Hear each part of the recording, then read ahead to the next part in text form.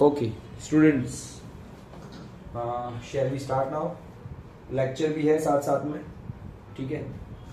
बराबर आ रहा है, वीडियो में दिख रहा है। ये रिप्रोडक्शन का सब टाइप है, मतलब रिप्रोडक्शन के बारे में हम लोग ये चैप्टर लेने जा रहे हैं, रिप्रोडक्शन। और रिप्रोडक्शन का जो चैप्टर है बायोलॉजी का चैप्टर है, chapter number 7 of the 10th standard, ठीक है? और रिप्रोडक्शन के टोटल 2 टाइप्स होते हैं, ठीक है? जनरली स्टूडेंट्स को ये पता भी है, पर मैं बता देता हूं कि इसमें पहले तो एनसीईआरटी टेक्स्ट बुक के अंदर किसका वेटेज कितना है बोर्ड के अंदर, एग्जामिनेशंस का, जीएसई बोर्ड या सीबीएसई बोर्ड हो तो वेटेज है टोटल 8 मार्क्स का, यानी 6 मार्क्स का वेटेज देखने जाए तो, और विद ऑप्शन 10 मार्क्स का ऑप्शन, मतलब 10 मार्क्स का वेटेज है। और ये चैप्टर ऐसा है कि आप सिर्फ रीड करोगे तो भी आपको इजीली लर्न हो जाएगा, ऐसा एकदम इजीएस्ट टॉपिक है।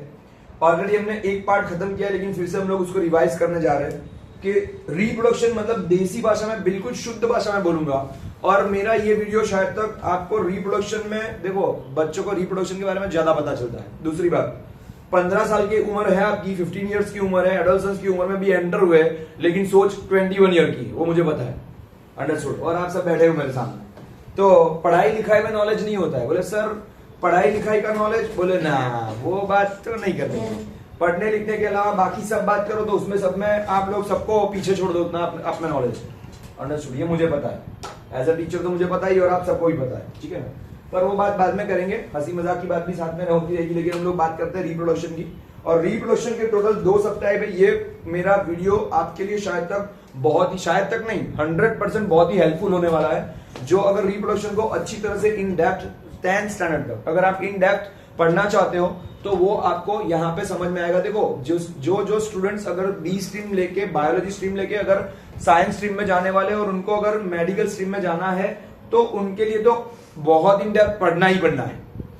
वो लेवल की बात मैं नहीं कर रहा हूं, because I am the teacher of the mathematics. मैं मैथमेटिक्स का टीचर हूं और मेरा बायोलॉजी सब्जेक्ट नहीं है, पहली बात तो। फिर भी मैं जनरल में जितना भी हो सके उतना मैं आपको बेस्ट तरीके से मैं ट्राई करूंगा कि आपको सबसे बेस्ट नॉलेज दूं, और 10th के लेवल तक का तो मैं बेस्ट नॉलेज दूंगा, इतना तो मुझे पूरा विश्वास है। दूसरी बात कि अदर टीचर्स शायद तक ऐसा होता है कि ट्यूशंस में और सब जगह पे इस टॉपिक को स्किप कर देते हैं, बोलते खुद पढ़ लेना, लेकिन मैं आपको इन डेप्थ पढ़ाने वाला हूं, ठीक है? तो पहले हम लोग स्टार्ट करने जा रहे हैं, चैप्टर की शुरुआत करने जा रहे हैं रिप्रोडक्शन की। चैप्टर का वेटेज है 6 मार्क्स का, विद ऑप्शन है 10 मार्क्स का वेटेज है। और ये सबसे बड़ी अच्छी बात है कि ये टॉपिक ऐसा है कि इसके सारे क्वेश्चन ऐसे कि आप एक बार रीड करोगे, एक बार सुनोगे, समझोगे, आपको तुरंत लर्न हो जाएंगे। इसमें आपको मेहनत नहीं करनी पड़ेगी, पहली बात तो ये। वरना दूसरे सब में क्या होता है कि आपको ज्यादा प्रैक्टिस करनी है, पढ़ना है, लिखना है। मान लो कि मैं बोलूँ short note and NaOH chemistry का टॉपिक हो गया, तो आपको NaOH के बारे में पढ़ना पड़ेगा, सोडियम हाइड्रोक्साइड के बारे में पढ़ना पड़ेगा। मैं आपको बोलूँ कि स्ट्रक्चर ऑफ कार्बन, तो टोटल 63 स्ट्रक्चर्स है, बराबर। वो स्ट्रक्चर की प्रैक्टिस करनी पड़ेगी आपको। अल्केन है, ये है, वो है, हेलो अल्केन है या हाइड्रोकार्बन, मतलब व्हाटएवर फंक्शनल ग्रुप है, ये सब आपको पढ़ना पड़ेगा। इसमें ऐसा है कि आपको इसमें पढ़ना तो पड़ेगा, लेकिन ये आपका इंटरेस्टिंग सब्जेक्ट है, वो आपको भी पता है ना? ज्यादातर बच्चे इसका वेट करते बैठे होते हैं पूरे साल भर, तो इसलिए मैंने चैप्टर लेके आया कि रिप्रोडक्शन में क्या होता है। रिप्रोडक्शन का बिल्कुल शुद्ध देशी भाषा में अगर मतलब देखने जाए तो बच्चे पैदा करना। रिप्रोडक्शन का मतलब है बच्चे पैदा करना। अब रिप्रोडक्शन के 2 बच्चे हैं, मतलब रिप्रोडक्शन के 2 बच्चे, मतलब 2 टाइप्स है। रिप्रोडक्शन के 2 टाइप्स है। पहला है एसेक्सुअल रिप्रोडक्शन, दूसरा है सेक्सुअल रिप्रोडक्शन। ऑलरेडी हमने ये टॉपिक कर लिया है, हम लोग आधे से शुरुआत किया है, मतलब वो टॉपिक हम लोग दोबारा नहीं कर रहे, पर फिर भी मैं थोड़ा बहुत ऊपर से बताता हूँ। रिप्रोडक्शन के 2 सब टाइप है। पहला होता है एसेक्सुअल, दूसरा होता है सेक्सुअल। और हमने एसेक्सुअल का पार्ट ऑलरेडी फिनिश कर चुके हैं, तो फिर से थोड़ा रिवीजन कर लेते हैं कि एसेक्सुअल में टोटल 6 सब टाइप है। सुनना, एसेक्सुअल रिप्रोडक्शन और सेक्सुअल रिप्रोडक्शन, रिप्रोडक्शन के 2 सब टाइप। और रिप्रोडक्शन का मतलब होता है बच्चे पैदा करना, लेकिन एसेक्सुअल और सेक्सुअल ये 2 सब टाइप्स। अभी मैंने यहाँ पे डायग्राम बना दिया है, तो मैं यहाँ पे बीच में लिख नहीं रहा हूं, खाली मैं ओरली आपको समझा देता हूं। एसेक्सुअल का मतलब होता है कि जिसमें सिर्फ और सिर्फ सिंगल पेरेंट इन्वॉल्व होता है रिप्रोडक्शन करने के लिए, मतलब बच्चे का जन्म होता है लेकिन उसमें मेल और फीमेल का फिजिकल रिलेशन नहीं होता है। यानी मेल और फीमेल ये दोनों का फिजिकल रिलेशन होता है, और उसमें से प्रेगनेंसी रहती है, जाइगोट बनता है, फर्टिलाइजेशन होता है, फ्यूजन होता है, और उससे बच्चा आता है, डिलीवरी होती है, डिलीवर्ड होता है। उसको बोलते हैं सेक्सुअल रिप्रोडक्शन, जिसके बारे में हम लोग ये पढ़ने वाले हैं। अभी हम लोग सेक्सुअल के बारे में ही पढ़ने वाले, लेकिन यहां पर ए सेक्सुअल के बारे में छोटी सी बात कर दूं तो उसमें सिंगल पेरेंट ही से, यानी कोई भी एक हो सकता है, चाहे मेल पेरेंट हो चाहे फीमेल पेरेंट हो, उसमें से कोई भी एक पेरेंट होगा और उसमें से बच्चे का जन्म होगा, यानी बच्चा बनेगा, ऑफस्प्रिंग बनेंगे, तो उसको बोलते हैं एसेक्सुअल रिप्रोडक्शन, जिसके टोटल 6 सब टाइप है। पहला वाला सब टाइप है जिसको बोलते हैं फिजन, उसमें आधे टेढ़े लिखोगे चलेगा। कार्बन में जैसे कि हम लोग देखते हैं कि अल्केन में क्या होता है कि मीथेन होता है, इथेन होता है, प्रोपेन होता है, ब्यूटेन होता है, पेंटेन होता है, हेक्सेन होता है, पर वो सीरीज वाइज और सीक्वेंस में आपको लर्न करना है, बिकॉज ऑफ एक कार्बन का मतलब मिथ होता है, 2 कार्बन का मतलब इथ होता है, 3 का आप बोलोगे सर बायोलॉजी में केमिस्ट्री का डाल रहे हो, लेकिन ये कुछ टॉपिक है तो उसको सीक्वेंस में लर्न करना जरूरी है, यहाँ पे सीक्वेंस जरूरी नहीं है। यानी कि ए सेक्सुअल रिप्रोडक्शन के टोटल 6 सब टाइप है। पहला वाला सब टाइप है जिसको बोलते हैं फिजन, और फिजन के भी 2 सब टाइप है, बाइनरी फिजन और मल्टीपल फिजन। बाइनरी में ऐसा होता है कि अमीबा जो होता है, अमीबा एक यूनिसेल्युलर ऑर्गेनिज्म है, एक माइक्रो ऑर्गेनिज्म है, यूनिसेल्युलर सेल है, और अमीबा क्या करता है जब मैच्योर होता है तो उसका मतलब बॉडी जो होता है उसको मदर सेल बोलते हैं, और मदर सेल अपनी बॉडी को डिटेक्ट करता है, मतलब बीच में से 2 पीसेस में कन्वर्ट करता है। मदर सेल जब मैच्योर होता है तो एक में से 2 में कन्वर्जन होता है। सुनना ध्यान से, 2 मिनट के लिए मैं वीडियो पॉज कर रहा हूं बिकॉज अब मुझे उसको यहाँ पे एरोप्लेन मोड में डालना पड़ेगा। यस, ऑलरेडी मैंने वीडियो को एरोप्लेन मोड में डाल दिया है फोन को, ताकि किसी का कॉल आकर डिस्टर्बेंस ना हो। ओके फाइन, तो यहाँ पे हम लोग बात कर रहे हैं कि ए सेक्सुअल रिप्रोडक्शन की बात चल रही थी। ए सेक्सुअल में फिजन है, फिजन में बाइनरी फिजन होता है, यानी अमीबा नाम का यूनिसेल्युलर ऑर्गेनिज्म है। खाली यूनि का मतलब होता है सिंगल, सेल्युलर का मतलब होता है सेल वाला, सिंगल सेल वाला पूरा का पूरा बॉडी जिसमें एक सेल में आ जाता है उसको यूनिसेल्युलर बोलते हैं। अमीबा जो है वो मैच्योर होने के बाद मदर सेल होती है, वो अपने आप का डिटेक्शन करती है, और ये टॉपिक मैं लास्ट में एक बार फिर से बताऊंगा अगर वीडियो में टाइम मिला तो, बराबर, मैं फिर से एक बार बता दूंगा। तो अमीबा जो है, अमीबा अपने आप की बॉडी को कट करता है, एक्जेक्टली सेंटर से न्यूक्लियस के 2 टुकड़े होते हैं और उसमें 2 डॉटर सेल का जन्म होता है, एक्जेक्टली 2, उसको बोलते हैं बाइनरी, बराबर। फिर वो डॉटर सेल बनती है, डॉटर सेल में से और 2 बच्चे बनते हैं, मतलब जब वो मैच्योर होती है तो मदर बनती है, देन उसमें से 2 बनते हैं, मतलब 2 में कन्वर्जन होता है, तो 2 उसमें से 2 उसमें से 2 उसमें से 2, इस तरीके से 2 का कन्वर्जन होता है, इसको बोलते हैं binary fission. Then multiple fission है, multiple fission is the example of the plasmodium, उसका एक एग्जांपल प्लाज्मोडियम है जो मलेरिया के डिसीज को फैलाने वाले कुछ उसके एजेंट्स या बैरियर बोल सकते हैं, वो उसके एग्स के अंदर से होते हैं, यानी प्लाज्मोडियम का एग्जांपल है। दूसरा होता है बडिंग, बडिंग में हाइड्रा नाम का एक जीव है, हम लोग लास्ट में डायग्राम के साथ फिर से एक बार टॉपिक कर लेंगे, पर अभी मुझे इस टॉपिक पे जाना है तो मैं थोड़ा फटाफट बोल देता हूँ। दूसरा होता है हाइड्रा, हाइड्रा में ऐसा होता है कि साइड में उसके साइड में बर्ड निकलता है और उसके जैसा ही सेम हाइड्रा बनता है, और हाइड्रा में से जब वो मैच्योर थोड़ा सा बॉडी बनता है देन वो अपने आप को बॉडी को वहां से डिटेक्ट करता है, और वहां से ये बडिंग का एक एग्जाम्पल था। देन उसमें यीस्ट का भी एक एग्जांपल है। देन आएगा रीजनरेशन, रीजनरेशन में प्लेनेरिया करके एक जीव है, प्लेनेरिया में क्या होता है उसके बॉडी के 3 या 4 पीस करता है, खुद के बॉडी के सिंगल पेरेंट है, उसमें से अपने बॉडी के 3 या 4 पीस कर, जैसे कि छिपकली होती है, छिपकली क्या करती है कि वो उसकी पूंछ काट देती है, कभी कभी उसको डेंजर जोन लगता है तो, और फिर वो पूंछ अपने आप उगती है, मतलब वापस वो बनती है, वैसा यानी रीजनरेट होती है। वैसा ही सेम यहाँ पे रीजनरेशन का टॉपिक था, तो उसमें प्लेनेरिया भी अपने बॉडी का जब कट होता है तो उसमें से पूरा बॉडी बनाता है। देन आएगा फ्रेगमेंटेशन, फ्रेगमेंटेशन में स्पाइरोगैरा नाम की एक अलगे होती है जो पानी में पाई जाती है, मतलब काई, पानी में होने वाली लील, देशी भाषा में ग्रीन कलर की जो होती है वो पानी में लगती है, वो स्पाइरोगैरा नाम की अलगे ही है, और वो अलगे क्या करती है कि उसमें से अपने आप के मतलब टुकड़े करती है, मतलब वो अपने आप का टुकड़ा होता है, उसमें से वो सब अलग अलग पीसेस में, फ्रेगमेंट बोलते हैं उसको, और वो अलग अलग फ्रेगमेंट में जीते हैं। देन होता है स्पोर फॉर्मेशन, स्पोर फॉर्मेशन में ऐसा है, स्पोर फॉर्मेशन में इस तरीके से होता है कि उसमें स्पोर फॉर्मेशन में स्पोरेंजियस नाम के, मतलब उसके राइजोपस नाम का बैक्टीरिया है, फंगस है, और वो ब्रेड या किसी मतलब कोई फूड के ऊपर आती है फंगस, जब फूड सड़ जाता है, फूड बिगड़ता है तो उसमें राइजोपस नाम का फंगस या बैक्टीरिया लगता है, और वो उसमें से वो फूड को पूरा का पूरा बिगाड़ देता है, उसमें से एकदम लार जैसा है, बोलते हैं जैसे रेसे जैसा, या जो स्पाइडर के वेब होते हैं उस तरीके का पूरा एक स्ट्रक्चर क्रिएट करता है, उसको बोलते हैं स्पाइरोगायरा का, ये है example of the spore formation जिसको हम लोग राइजोपस बोलते हैं, और फ्रेगमेंटेशन में था स्पाइरोगायरा, ठीक है। और एक एग्जांपल है वेजिटेटिव प्रोपगेशन, वेजिटेटिव प्रोपगेशन है मतलब एसेक्सुअल रिप्रोडक्शन के टोटल 6 सब टाइप, पहला मैंने बोला फिजन, दूसरा है बडिंग, तीसरा है रीजनरेशन, चौथा है फ्रेगमेंटेशन, पांचवा है स्पोर फॉर्मेशन, और 6th है वेजिटेटिव प्रोपगेशन, जिसमें हम लोग पोटैटो या शुगर केन का एग्जांपल ले सकते हैं, या हम लोग रोज का भी एग्जांपल ले सकते हैं। ये हम लोग बात ऑलरेडी मैंने इन डेप्थ की है, पर फिर भी ऐसा टाइम मिलेगा तो मैं लास्ट में बात करूंगा इसके बारे में, ठीक है। हम लोग टॉपिक पे आते हैं सेक्सुअल रिप्रोडक्शन के। तो सेकंड टाइप है सेक्सुअल रिप्रोडक्शन का, जिसको हम लोग without wasting our time I am going to teach you the sexual reproduction. और सेक्सुअल रिप्रोडक्शन में सबसे पहले देखने जाए तो इस दुनिया में जितने भी जीव है, जितने भी ऑर्गेनिज्म है, लिविंग ऑर्गेनिज्म, क्योंकि ये टॉपिक बायोलॉजी का, और बायोलॉजी में क्या होता है कि हम लोग लिविंग के बारे में ही बात करने वाले हैं specifically.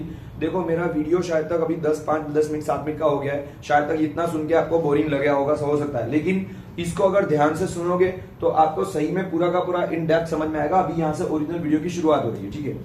Now I am going to the topic of the bisexual flower के बारे में, यानी रिप्रोडक्शन का टाइप है सेक्सुअल रिप्रोडक्शन। और मैंने बोला कि जितने भी जीव है, पहले सबसे पहले ह्यूमन, इस धरती पे, इस पृथ्वी पे, इस दुनिया पे जितने भी ह्यूमंस है, चाहे वो इंडियन हो, चाहे वो अमेरिकन हो, चाहे वो ऑस्ट्रेलियन हो, चाहे कैनेडियन हो, चाहे पाकिस्तानी हो, चाहे बांग्लादेशी हो, चाहे कोई भी हो, ठीक है ना, या चाइनीज हो या जापानीज हो, वॉट एवर, कोई भी जीव है, जितने भी ह्यूमंस है, वो सभी का सिस्टम कुदरत ने एक जैसा बनाया, मतलब ऑल ह्यूमन। दूसरा है ऑल एनिमल्स। एनिमल्स में भी 4 टाइप के एनिमल्स होते हैं। एक होता है टेरेस्ट्रियल। टेरेस्ट्रियल का मतलब होता है जो 4 पैरों से जमीन पे चलते हैं, बराबर। जैसे कि आप सबको पता है लायन है, टाइगर है, मंकी है, डॉग है, कैट है, काव है, बफेलो है, एटसेट्रा एटसेट्रा, ऑल ये सारे के सारे टेरेस्ट्रियल एनिमल्स है। इनको लेके देन एक्वेटिक एनिमल्स, मतलब जो पानी में जीने वाले जीव है, जैसे मछली, सबकी मछली जल की रानी है और जीवन उसका पानी है, बाहर निकालोगे तो मर जाएगी, वैसा। पर ऐसे कुछ एक्वेटिक जीव, मतलब जितने भी एक्वेटिक जीव है वो सारे के सारे।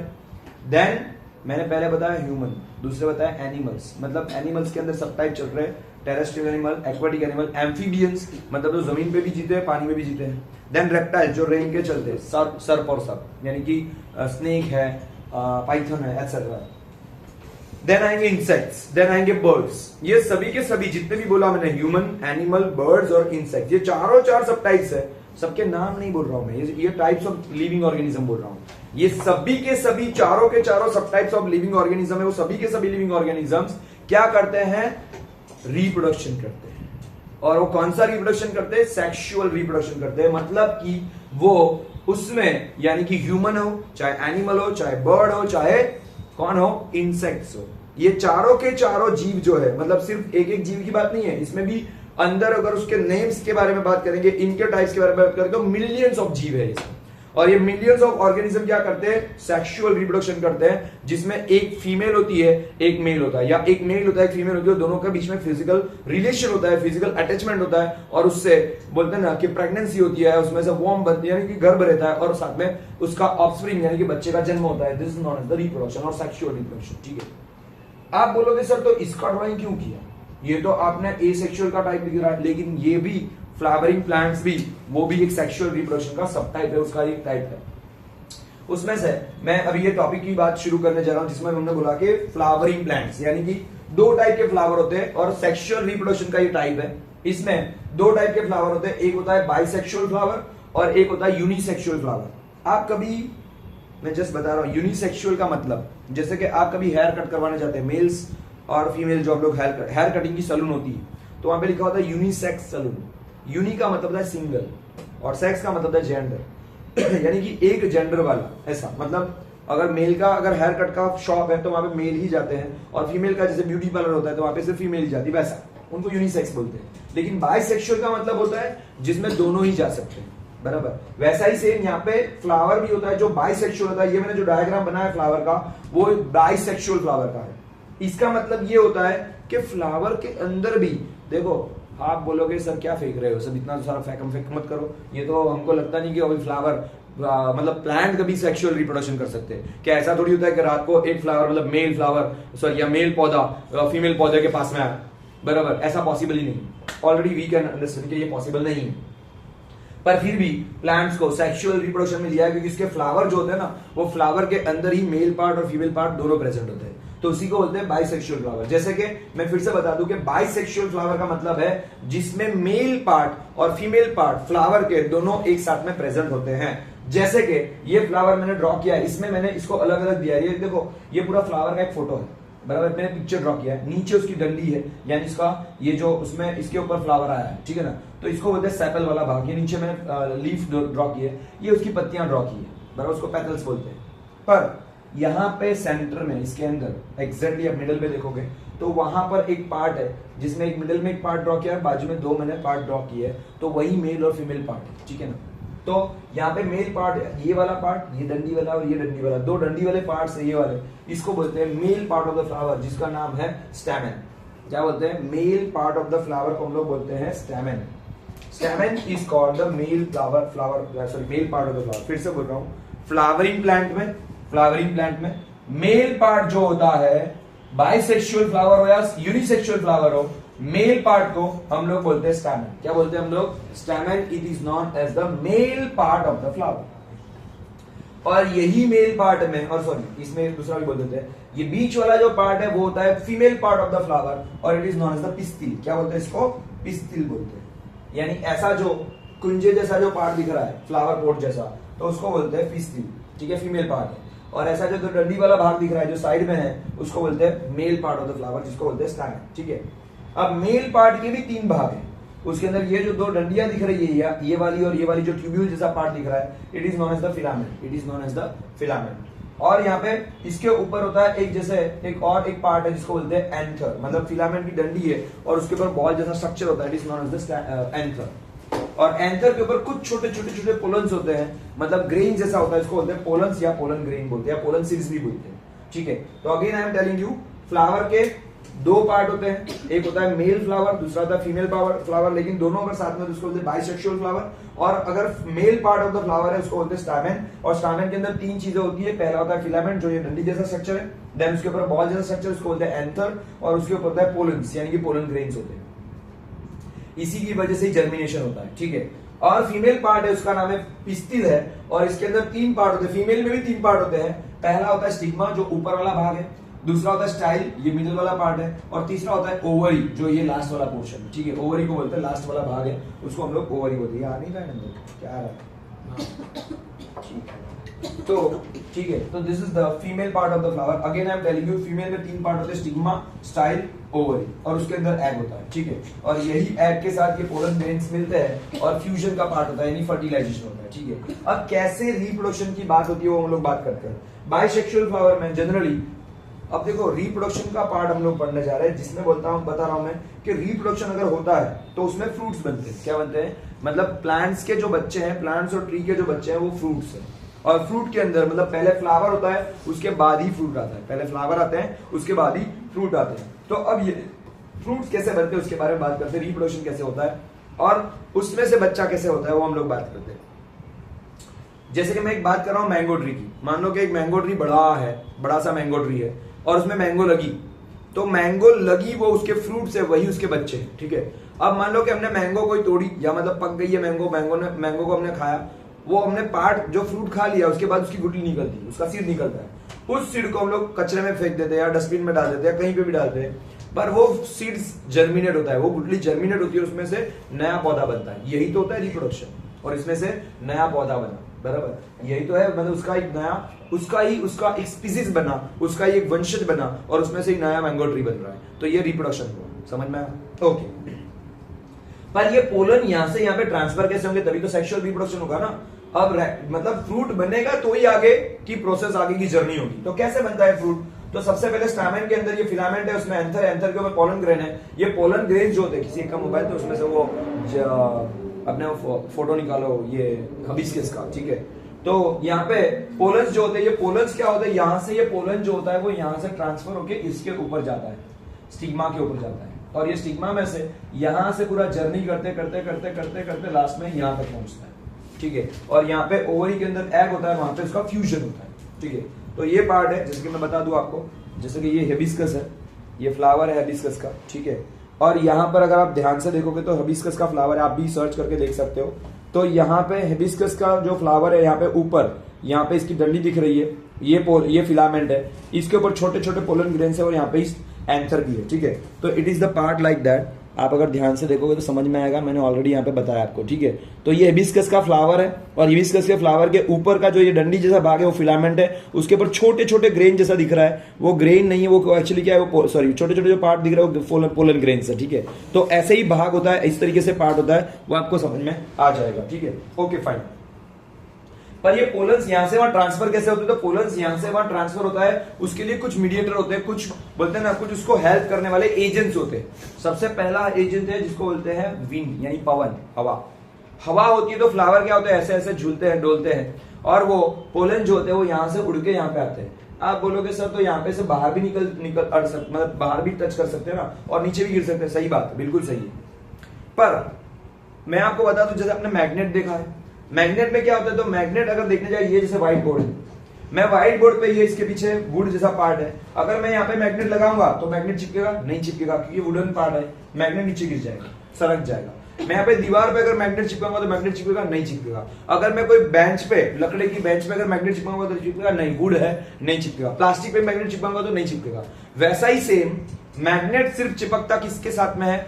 आयरन के साथ में, लोखंड के साथ में, लोहे के साथ में। अगर लोहा लाएंगे मैग्नेट के पास में तो अपने आप लोहा उससे चिपक जाएगा या मैग्नेट उससे चिपक जाएगा। वैसा ही सेम यहाँ पे पोलन ग्रेन, हम लोग फ्लावर को अगर छूते हैं, मान लो कि आपने रोज के प्लांट को छुआ, यानी रोज के पौधे, मतलब एक आपने गुलाब का पौधा छुआ या गुलाब का एक फूल तोड़ दिया हाथ में, और उसकी पेटल्स को छुओगे, उसकी पत्तियों को छुओगे तो आपको पता नहीं चलेगा, पर उसके अंदर यहाँ पर पोलन के, मतलब यहाँ पे जो फीमेल पार्ट है उसके अंदर एक केमिकल होता है, एक लिक्विड होता है जो सिर्फ और सिर्फ पोलन को चिपकाता है। जैसे मैग्नेट सिर्फ और सिर्फ आयरन को चिपकाता है, वैसे ही सेम यहाँ पे पोलन्स होते हैं, जो पोलन्स क्या करते हैं, यहाँ पे स्टिग्मा के ऊपर आके यहाँ पे चिपकते हैं, तो वो फिर वहां से नीचे उतरते नहीं, मतलब नीचे गिर नहीं जाते ऐसे ऐसे। फिर कितना भी पवन आएगा, जैसे मैग्नेट पे अगर आयरन एक बार चिपक गया तो चिपका रहता है, वैसा फिर वो पोलन। और एक दो पोलन नहीं होते हैं, इसमें बहुत से पोलन्स होते हैं, उसमें से कुछ पोलन्स, 5-10 पोलन या उससे भी ज्यादा पोलन्स यहाँ पे आके चिपकते हैं। उसमें से कोई 1-2 पोलन्स नीचे तक जाते हैं, मतलब अंदर तक इसके अंदर जाते हैं स्लाइडर की तरह,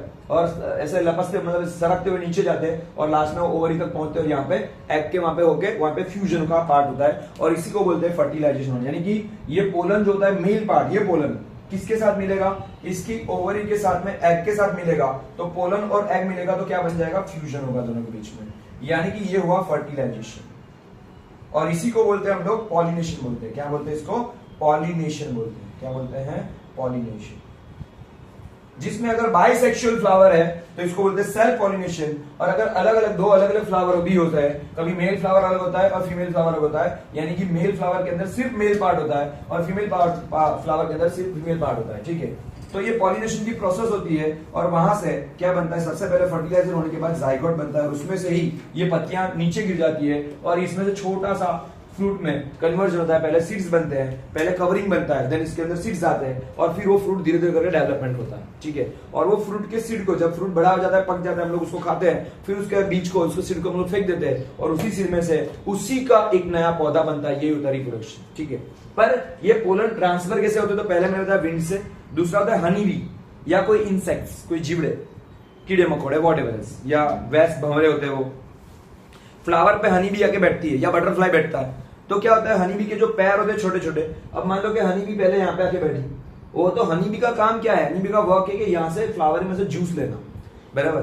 तो यहाँ पे से वो फ्लावरिंग जूस लेने आते हैं, क्योंकि उसमें उसके बी हाइव में, उसको अपने हाइव के अंदर, छत्ते में उसको शहद बनाना है, मध बनाना है, यानी कि उसको हनी बनाना है। पर उसके लिए वो यहाँ पे उसको फ्लावर के जूस को पीने आती है, लेकिन यहाँ पे उसके पैरों पे पोलन चिपक जाते हैं। वही हनी भी उड़ के यहाँ पे जब ट्रांसफर होती है, तो और वो जो पैर ऐसे ऐसे हिलाती है, तो वो पैरों पे जो चिपके हुए जो पोलन से वो यहाँ पे चिपक जाते हैं, और इस तरीके से पोलन का ट्रांसफर होता है। हमको लगता है कि सर आप बहुत बड़ा फेंक रहे हो, लेकिन एक बात बता दूं कि ये बायोलॉजी है। जैसे हमने बताया कि 1+1 2 होता है, 2+2 4 होता है, बराबर, 2 × 2 4 होता है, 3+2 5 होता है, 3 × 2 6 होता है। वैसा हमको पता है, मैथ्स को एक्सेप्ट करते हैं, वैसा ये बायोलॉजी है, ये भी एक साइंस है, और ये प्रूवन किया गया है, इसके पीछे काफी सारी रिसर्च हुई है, इसलिए आपको इसको मानना पड़ेगा कि ये सब होता है, ठीक है, ये सही बात है, अंडरस्टूड।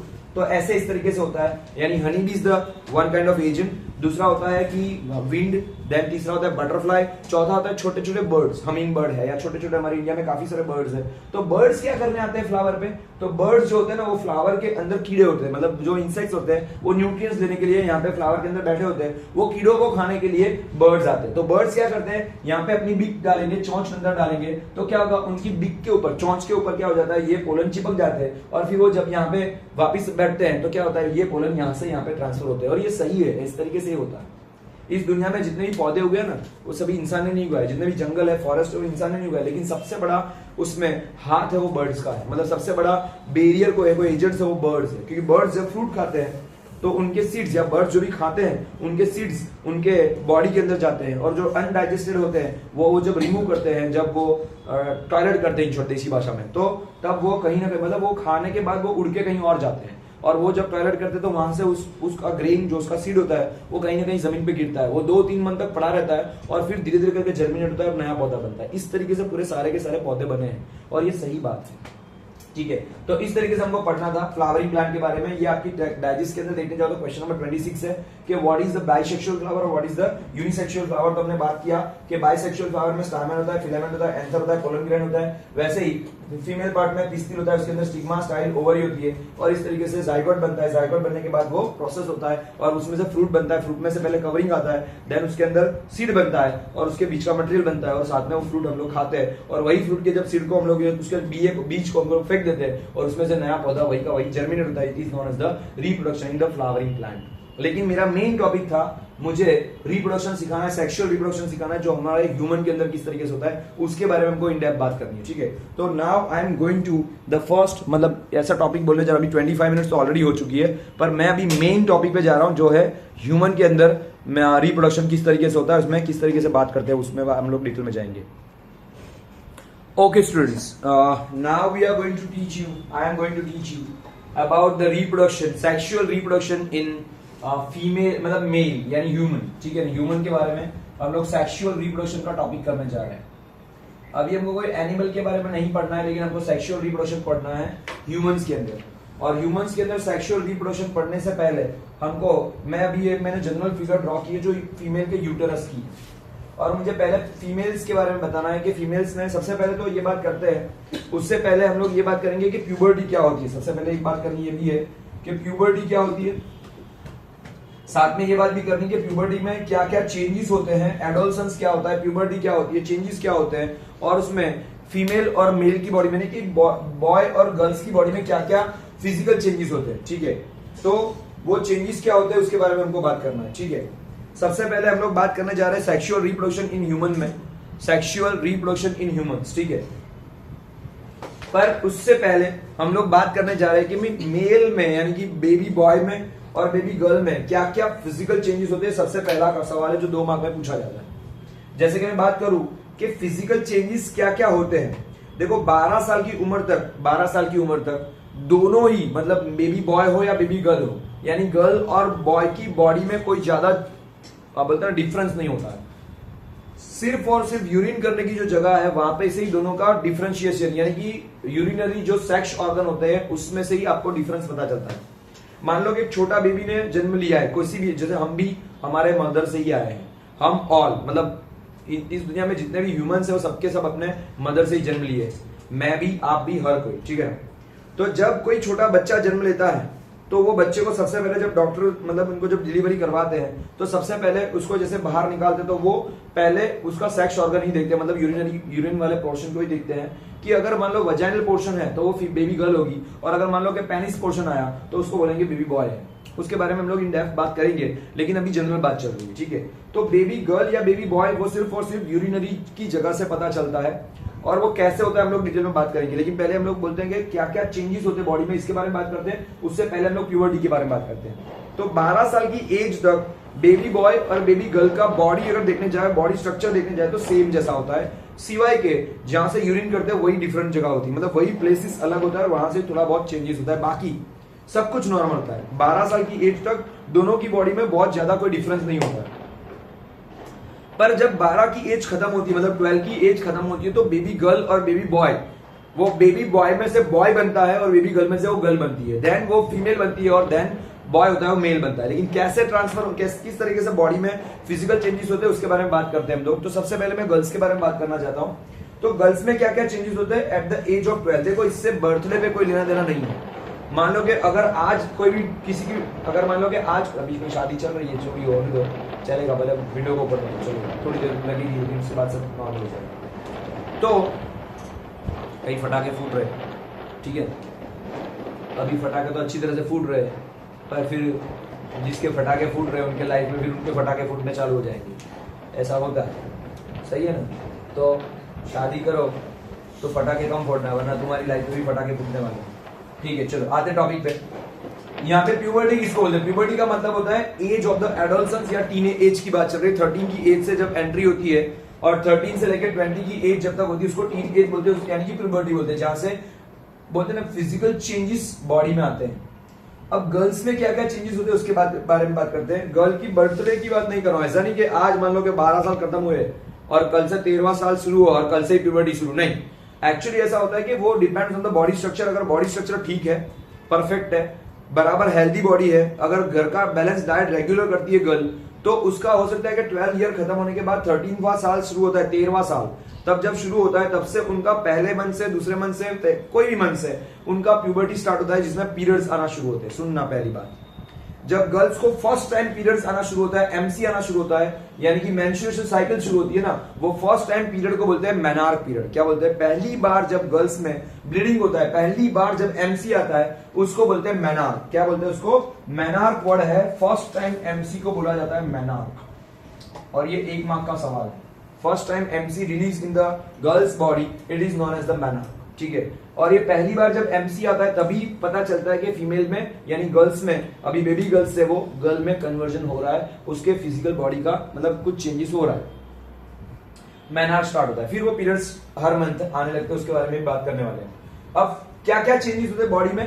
पहली बार मतलब एमसी शुरू होता है, एमसी वो रेगुलर होता है, हर मंथ में हर महीना आता है। ठीक है, तो एमसी पीरियड स्टार्ट होते हैं। दूसरा पॉइंट, उनकी बॉडी का अभी ग्रोथ होना शुरू हुआ है, तो सबसे पहले चेस्ट वाला जो भाग है वो चेस्ट में, यहाँ पे जैसे कि जब 12 साल का बच्चा होता है तो 12 साल का बेबी बॉय हो या बेबी गर्ल हो, दोनों की चेस्ट जैसा मतलब सेम टू सेम ही पार्ट होता है। लेकिन 12 साल के बाद जब बेबी गर्ल में से वो गर्ल बनती है तो चेस्ट की जगह पे यहाँ पे ब्रेस्ट आना शुरू होते हैं। हम सभी हमारे मदर से ही जन्म लिए हैं, हमारे मम्मी से ही जन्म लिए हैं, और हम सबने हमारी मम्मा का दूध पिया है ना। तो माँ का दूध पीने के लिए यानी मम्मी जब मतलब गर्ल जब शादी के बाद जब फीमेल बनती है, मतलब शादी के बाद फीमेल बनती है और जब मदर बनती है फर्स्ट टाइम, तो उसको अपने बच्चे को क्या करवाना पड़ता है? फीडिंग करवाना पड़ता है, दूध पिलाना पड़ता है, यानी कि स्तनपान करवाना पड़ता है। इसी वजह से उनके ब्रेस्ट बनते हैं, यानी गर्ल्स को क्या होता है? चेस्ट नहीं होती लेकिन वहां पे ब्रेस्ट बनना शुरू होता है, यहाँ पर ब्रेस्ट बनते हैं। ठीक है, और वो ब्रेस्ट एक दिन में बन नहीं जाते, एक्चुअली वो भी तो 12 की एज के बाद प्यूबर्टी में एंटर हुई है, तो मतलब वो 13 साल की उम्र में उनके चेस्ट की जगह पे ब्रेस्ट आना शुरू होते हैं, तो 20 साल तक वो ब्रेस्ट का डेवलपमेंट होता है, बराबर 20 साल की उम्र तक, 20 साल तक नहीं 20 साल की उम्र तक वो डेवलपमेंट होता है। ठीक है, तो ब्रेस्ट बनते हैं और ब्रेस्ट में डेवलपमेंट होता है। लेकिन ब्रेस्ट के अंदर एक ग्लैंड होती है जिसका नाम है मैमरी ग्लैंड। मैं फिर से बता रहा हूं, यहाँ पे लिख रहा हूं कुछ चीजें। तो सबसे पहले क्या होता है? गर्ल्स में हमने बोला पीरियड्स आना शुरू होते हैं, ये फिजिकल चेंजेस के बारे में हम लोग बात कर रहे हैं, तो गर्ल्स में पीरियड्स आना शुरू होते हैं। दूसरा पॉइंट मैंने बताया कि गर्ल्स में पीरियड्स जब आते हैं और फर्स्ट टाइम पीरियड आता है उसको बोलते हैं MC cycle, sorry my mistake, उसको बोलते हैं मेनार्क। तो गर्ल्स में पीरियड्स आना शुरू होते हैं, एमसी आना शुरू होते हैं, पीरियड्स, ठीक है ना, स्पेलिंग देख लेना एक बार, और एमसी बोलते हैं इसको, मेंस्ट्रुएशन साइकिल, और फर्स्ट टाइम को आप बोलते हैं मेनार्क। देन गर्ल्स में ब्रेस्ट बनने का शुरुआत होती है, पर ब्रेस्ट के अंदर एक ग्लैंड होती है जिसका नाम है मेमरी ग्लैंड। शायद तक स्पेलिंग एक बार देख लेना, मेरे स्पेलिंग थोड़े अच्छे हैं। तो मेमरी ग्लैंड जो होती है वो एक्टिव नहीं होती। मेमरी ग्लैंड जो होती है, ये टॉपिक बुक में नहीं लिखा होगा, मैं जस्ट बता रहा हूं कि गर्ल्स में ब्रेस्ट बनते हैं, पर ब्रेस्ट बनने की प्रोसेस 20 साल तक, मतलब उसका उम्र जब तक 20 साल की होती है तब तक वो ब्रेस्ट डेवलपमेंट होता है, लेकिन उसमें से मेमरी ग्लैंड एक्टिव नहीं होती। मेमरी ग्लैंड उसके अंदर होती है पर वो एक्टिव नहीं होती, इनएक्टिव पोजीशन पे होती है। उसका मतलब क्या है? मेमरी ग्लैंड का मतलब होता है कि ब्रेस्ट तो बनते हैं लेकिन ब्रेस्ट में से मिल्क यानी कि दूध नहीं आता है। वो मिल्क तभी आता है जब वो फीमेल की, मतलब वो गर्ल की जब शादी होती है, मैरिज होता है, और उसके हस्बैंड के साथ यानी कि वो दोनों का फिजिकल रिलेशन होता है, और जब प्रेगनेंसी होती है, और प्रेगनेंसी के दौरान भी मेमरी ग्लैंड एक्टिव नहीं होती है। प्रेगनेंसी होने के बाद जब बच्चा 9 मंथ गर्भ में रहता है और 9 मंथ के बाद जब बच्चा डिलीवर्ड होता है, जब डिलीवरी हो जाती है और जब बच्चे का जन्म होता है ना, वो जन्म होने के साथ में 2 दिन बाद, जब बच्चा जन्म होके 2 दिन बाद वो मेमरी ग्लैंड एक्टिव होती है, तब जाके मिल्क आता है। जब बच्चा यानी जैसे मैं पैदा हुआ था तो मेरे मदर का, जब मैं बैठा हूं तो मेरे मदर को मैंने जब पहली बार फीडिंग किया तब जाके मेरे मदर का मेमोरी ग्लैंड एक्टिव हुआ है, समझ में आया? या मेरे वाइफ की बात करूं तो मेरे वाइफ का जब मेरी डॉटर आई, तो मेरी वाइफ का जब पहली डिलीवरी थी, तो मेरी डॉटर जब आई एंजल, तो वो मेरे वाइफ को भी मेमोरी ग्लैंड एक्टिव नहीं था। जब एंजल का जन्म हुआ उसके 2 दिन बाद जब एंजल ने फीडिंग करना शुरू किया तब मेमोरी ग्लैंड एक्टिव होती है, समझ में आया? मतलब ब्रेस्ट बनने की शुरुआत होती है, ब्रेस्ट बनते हैं लेकिन उसमें से दूध आता नहीं है, वो दूध मेमोरी ग्लैंड की वजह से आता है। लेकिन कब? जब डिलीवरी होती है, तब बच्चा जब डिलीवर होता है तभी वो मेमोरी ग्लैंड एक्टिव होती है। दूसरी बात, और ये कुदरत का सबसे बड़ा एक बोलते हैं ना ब्लेसिंग है, बहुत बहुत बड़ी बात है ये, ठीक है ना? बिकॉज ऑफ मेमोरी ग्लैंड तभी एक्टिव होती है जब बच्चा आता है, बच्चे को जरूरत होती है दूध की तभी आता है। और ये सिर्फ ह्यूमन में नहीं, हर एक मैमल्स में होता है, हर एक एनिमल में, चाहे वो काव हो, चाहे वो बफेलो, चाहे डॉग हो, चाहे वो कैट हो, जितने भी एनिमल्स बच्चों को डायरेक्ट जन्म देते हैं, यानी कि मैमल्स जो एग नहीं देते, उन सभी के ब्रेस्ट होते हैं और उनके बच्चे दूध पीते हैं, लेकिन वो तभी दूध मिलता है जब वो बच्चे जन्म लेते हैं, समझ में आया? तो उनमें भी मेमोरी ग्लैंड होती है, अंडरस्टूड? और जब बच्चा 2 साल का हो जाता है अपने आप मेमोरी ग्लैंड वापस इनएक्टिव हो जाती है, दूध आना वापस बंद हो जाता है, ठीक है? देन और क्या फिजिकल चेंजेस होते हैं? गर्ल्स की जो हाइट होती है, गर्ल्स की जो हाइट होती है वो 18 साल तक बढ़ती है, यानी कि 18 साल के बाद हाइट बढ़ना बंद हो जाती है। और गर्ल्स की एवरेज, मतलब मैं जनरल बात कर रहा हूँ, 99% की बात कर रहा हूँ, तो जनरल हाइट जो होती है वो 5 से 5.5 फीट के बीच में रहती है। कितनी? 5 से 5.5 फीट के बीच में रहती है, उससे ज्यादा हाइट बढ़ती नहीं है। हाँ, अगर 100 में से एक आध गर्ल कोई एथलीट है, कोई कबड्डी प्लेयर है, कोई स्पोर्ट्स में है, कोई स्पोर्ट पर्सन इन शॉर्ट, बराबर है, अगर गर्ल कोई एथलीट है, अगर वो स्पोर्ट्स में लगी है या जिम विम करती है, साइकिलिंग करती है, ऐसी 100 में से एक गर्ल, यानी 1% चांसेस होते हैं कि उनकी हाइट 5.5 को क्रॉस करके आगे बढ़ती है, अंडरस्टूड? पर ज्यादातर जनरली बात में देखने जाए तो 5 से 5.5 के बीच में उनकी हाइट रहती है। और रही बात, अंडर आर्म हेयर आना शुरू होते हैं। अंडर आर्म मतलब यहाँ पे ये जो पोर्शन है हमारा, इसके नीचे यहाँ पे सबको हेयर आते हैं, चाहे वो बेबी बॉय को भी आते हैं, मतलब मेल को भी आते हैं, फीमेल को भी आते हैं। और साथ में हम लोग जो यूरिन करते हैं उस जगह पे जहाँ पे हम लोग यूरिनरी, जहाँ पे हमारा सेक्सुअल ऑर्गन है, उसके आसपास भी हेयर आना शुरू होते हैं। तो अंडर आर्म हेयर आना शुरू होते हैं, ठीक है? हेयर आते हैं। देन क्या होता है? पिंपल्स आना कॉमन है, पिंपल्स आना शुरू होते हैं, पिंपल्स आना शुरू होते हैं, ठीक है? 2 मिनट के लिए पॉज करना पड़ेगा, चलो ठीक है, गई एम्बुलेंस। ओके, तो पिंपल्स आते हैं, समझ में आया? पिंपल्स आना कॉमन है, अंडर आर्म हेयर आना ये बॉय को भी होता है, गर्ल को भी होता है, दोनों को होता है, ठीक है? हाइट 5 से 5.5 फीट तक बढ़ती है। देन मैंने बताया पीरियड्स आना शुरू होते हैं। फिर गर्ल्स में ये शोल्डर वाला भाग है ना, ये शोल्डर वाला जो हड्डी होता है वो कमजोर होता है उतना, कंपैरिजन टू मेल। और हमारा ये लेग का ये वाला, मतलब ये नी से नीचे वाला हड्डी, वो भी गर्ल्स में कमजोर होता है थोड़ा सा। लेकिन ये वेस्ट वाला जो ये वाला भाग है, वेस्ट वाला जो हड्डी होता है वो गर्ल्स का बहुत मजबूत होता है, बिकॉज उनको 9 मंथ्स तक एक बेबी को अपने वॉर्म के अंदर, यूटेरस के अंदर उनको क्या करना होता है? कैरिंग करना होता है, इसलिए उनका ये हड्डी बहुत मजबूत होता है इन कंपैरिजन टू मेल, ठीक है? ये बात थी। एंड बाकी सब तो नॉर्मल पॉइंट सब आ गए, जो जो डेवलपमेंट होता है उनसे बात कर लिए, ठीक है? और पूरा का पूरा फेस चेंज होता है, पूरा का पूरा बॉडी का स्केलेटन चेंज हो जाता है। मतलब पूरा एक बार 18 साल की उम्र में बेबी गर्ल में से, मतलब वो 12 साल की एज से बेबी गर्ल में से गर्ल बनती है, और जब 18-20 कंप्लीट हो जाती है तो टोटली फीमेल में, मतलब एक गर्ल फीमेल बन जाती है, ठीक है? और उसके बॉडी का पूरा स्ट्रक्चर जो होता है, उसका फेस का जो स्ट्रक्चर होता है पूरा चेंज हो जाता है, पर वो फाइनली वो परमानेंट बनता है, ठीक है? तो ये था physical changes in the girls body. Now I am going to teach you about the physical changes in the boys body. हाँ, एक और पॉइंट रह गया, सॉरी मैं मिस्टेक। इसमें ऐसा है कि गर्ल्स के अंदर जो ये ओवरी होती है, ये जो ओवरी है, इसमें जन्म से ही, जब गर्ल का जन्म होता है ना, उस समय से ही 400 से लेके 600 जितने एग्स कुदरत ने अपने आप दे ही दिए। उनके जन्म के समय में ही इसके अंदर एग्स होते हैं छोटे छोटे, जिसको हम लोग बोलते हैं ओवम।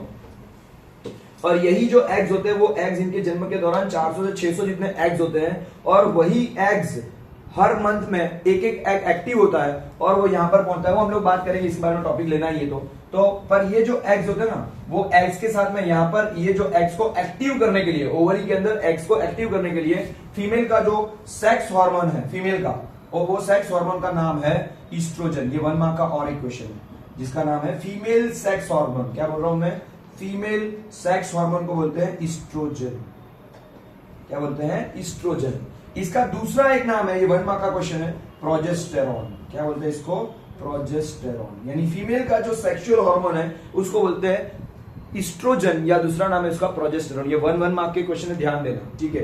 तो पहला क्वेश्चन था 1 मार्क का क्वेश्चन के फर्स्ट टाइम एमसी रिलीज होता है फीमेल की बॉडी में, उसको क्या बोलते हैं? तो मेनार्क। दूसरा है फीमेल का सेक्स हार्मोन का नाम क्या है तो ईस्ट्रोजन, और फीमेल का सेक्स हार्मोन ईस्ट्रोजन का दूसरा नाम क्या है तो प्रोजेस्टेरॉन। ठीक है, इसकी वजह से ये एग एक्टिव होते हैं, अंडरस्टूड, और हर मंथ में एक एग एक्टिव होता है। ओके, नाउ दूसरा टॉपिक मैं करने जा रहा हूं जिसको बोलते हैं कि फिजिकल चेंजेस बॉयज में क्या होते हैं। अभी मैंने ये फिगर रखी है, उसको रख ही रहा हूं, पर मैं अभी फिजिकल चेंजेस इन बॉय एक बार बता देता हूं, फिर हम लोग ये टॉपिक पे आएंगे। अब ये टॉपिक बाकी ही है, ध्यान देना, ये टॉपिक अभी इनकम्प्लीट है।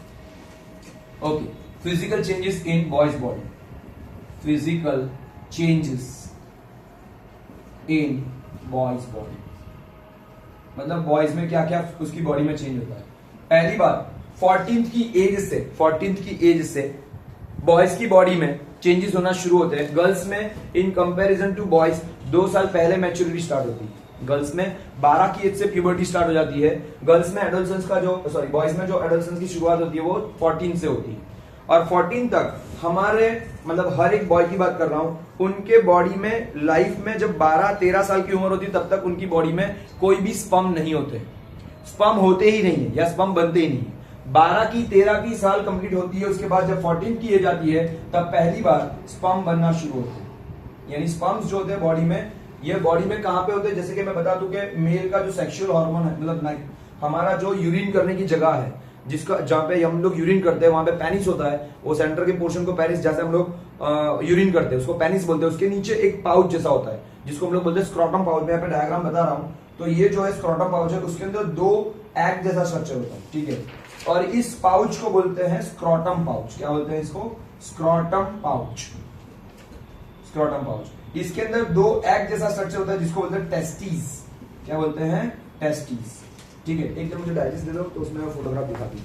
ठीक है, ये चलेगा, वो वाली दे दो। यस, तो ये वाला जो डायग्राम ड्रॉ किया हुआ है, ये वाला डायग्राम आप देखोगे, just I will show you here. तो ये वाला जो डायग्राम है ये, ठीक है, तो ये पूरा डायग्राम है, और इसके अंदर एक पीछे में और एक मैं डायग्राम बता रहा हूं। This is the diagram. ये वाला जो डायग्राम है वो परफेक्ट ओरिजिनल डायग्राम है, ये वाला। ठीक है, ये वाले डायग्राम में देखोगे तो यहाँ पे सेंटर में पेनिस दिया है, नीचे पीछे की भाग में ये स्क्रोटम पाउच है, और यहाँ पे देखने जाएंगे तो 2 टेस्टिस है। ठीक है, तो बस वही मैं बात कर रहा था, मैंने यहाँ पे ड्रॉ किया है। ठीक है, तो ये हर एक मेल के अंदर टेस्टिस होते हैं 2, और ये एक पाउच के अंदर होते हैं। इस पाउच का नाम है स्क्रोटम पाउच, और इसमें टेस्टिस होते हैं। ये टेस्टिस के अंदर जन्म से कोई भी स्पर्म बनता नहीं है जब तक मेल यानी कि बॉय 14 ईयर का नहीं हो जाता है, मतलब एडोलसेंस की एज में एंटर होता है, 14 ईयर का होता है। उसके बाद टेस्टिस के अंदर एक मेल का हार्मोन आता है जिसका नाम है टेस्टोस्टेरोन। क्या बोलते हैं इसको? टेस्टोस्टेरोन। ये एक मार्क का और एक सवाल है कि मेल के सेक्स हार्मोन को क्या बोलते हैं? तो मेल का सेक्सुअल हार्मोन है जिसका नाम है टेस्टोस्टेरोन, और ये टेस्टोस्टेरोन टेस्टिस के अंदर आता है और उसमें से स्पर्म बनने की शुरुआत होती है। ठीक है, वो लाइफ टाइम बनते हैं। अंडरस्टूड? यानी कि स्पर्म बनना शुरू होते हैं, टेस्टोस्टेरोन नाम का हार्मोन एक्टिव होता है। ठीक है, और यही टेस्टोस्टेरोन हार्मोन की वजह से मेल के अंदर मॉस्टेच एंड बियर्ड आना शुरू होती है, यानी कि मेरे ऐसी मूछे और दाढ़ी आना शुरू होती है। ठीक है ना, सबसे पहले बकरा दाढ़ी आती है, लाइक दैट। ठीक है ना, ओके। तो मॉस्टेच आना शुरू होती है, मूछे आना शुरू होती है, और दाढ़ी आना, दाढ़ी पे मतलब है, गर्ल्स को ये होता नहीं है। ठीक है ना, तो ये बात बिकॉज ऑफ दिस वर्ड, तो मॉस्टेच और बियर्ड आना शुरू होती है। इससे पता चलता है कि अगर ये आना शुरू हुआ तो मतलब बॉय जो है वो एडोलसेंस में एंटर कर चुका है, उसके स्पर्म बनना शुरू हो गए, टेस्टोस्टेरोन एक्टिव हो चुका है। ठीक है, देन बॉयज के भी अंडर आर्म हेयर्स, बॉयज के भी अंडर आर्म हेयर्स आना शुरू होते हैं।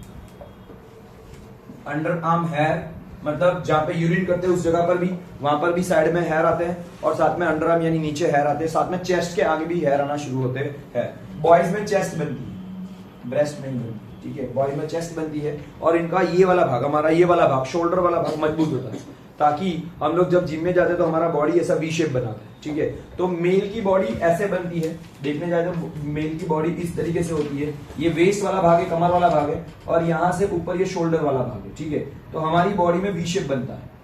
अंडरस्टूड? ये हमारा जैसे ये इंसान है ऐसा, अंडरस्टूड? तो वी शेप बनता है, अंडरस्टूड? पर फीमेल की बॉडी थोड़ी अलग सी होती है। फीमेल की बॉडी में ऐसा होता है, ये यहाँ पे चौड़ा नहीं होता है, इनकी बॉडी ऐसे होती है।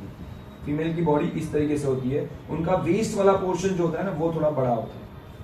Comparison to male. समझ में आया? तो ये कुदरती स्केलेटन का स्ट्रक्चर है, ये कुदरती स्केलेटन का स्ट्रक्चर है जो कुदरत ने बनाया है। ठीक है, अंडरस्टूड? यस।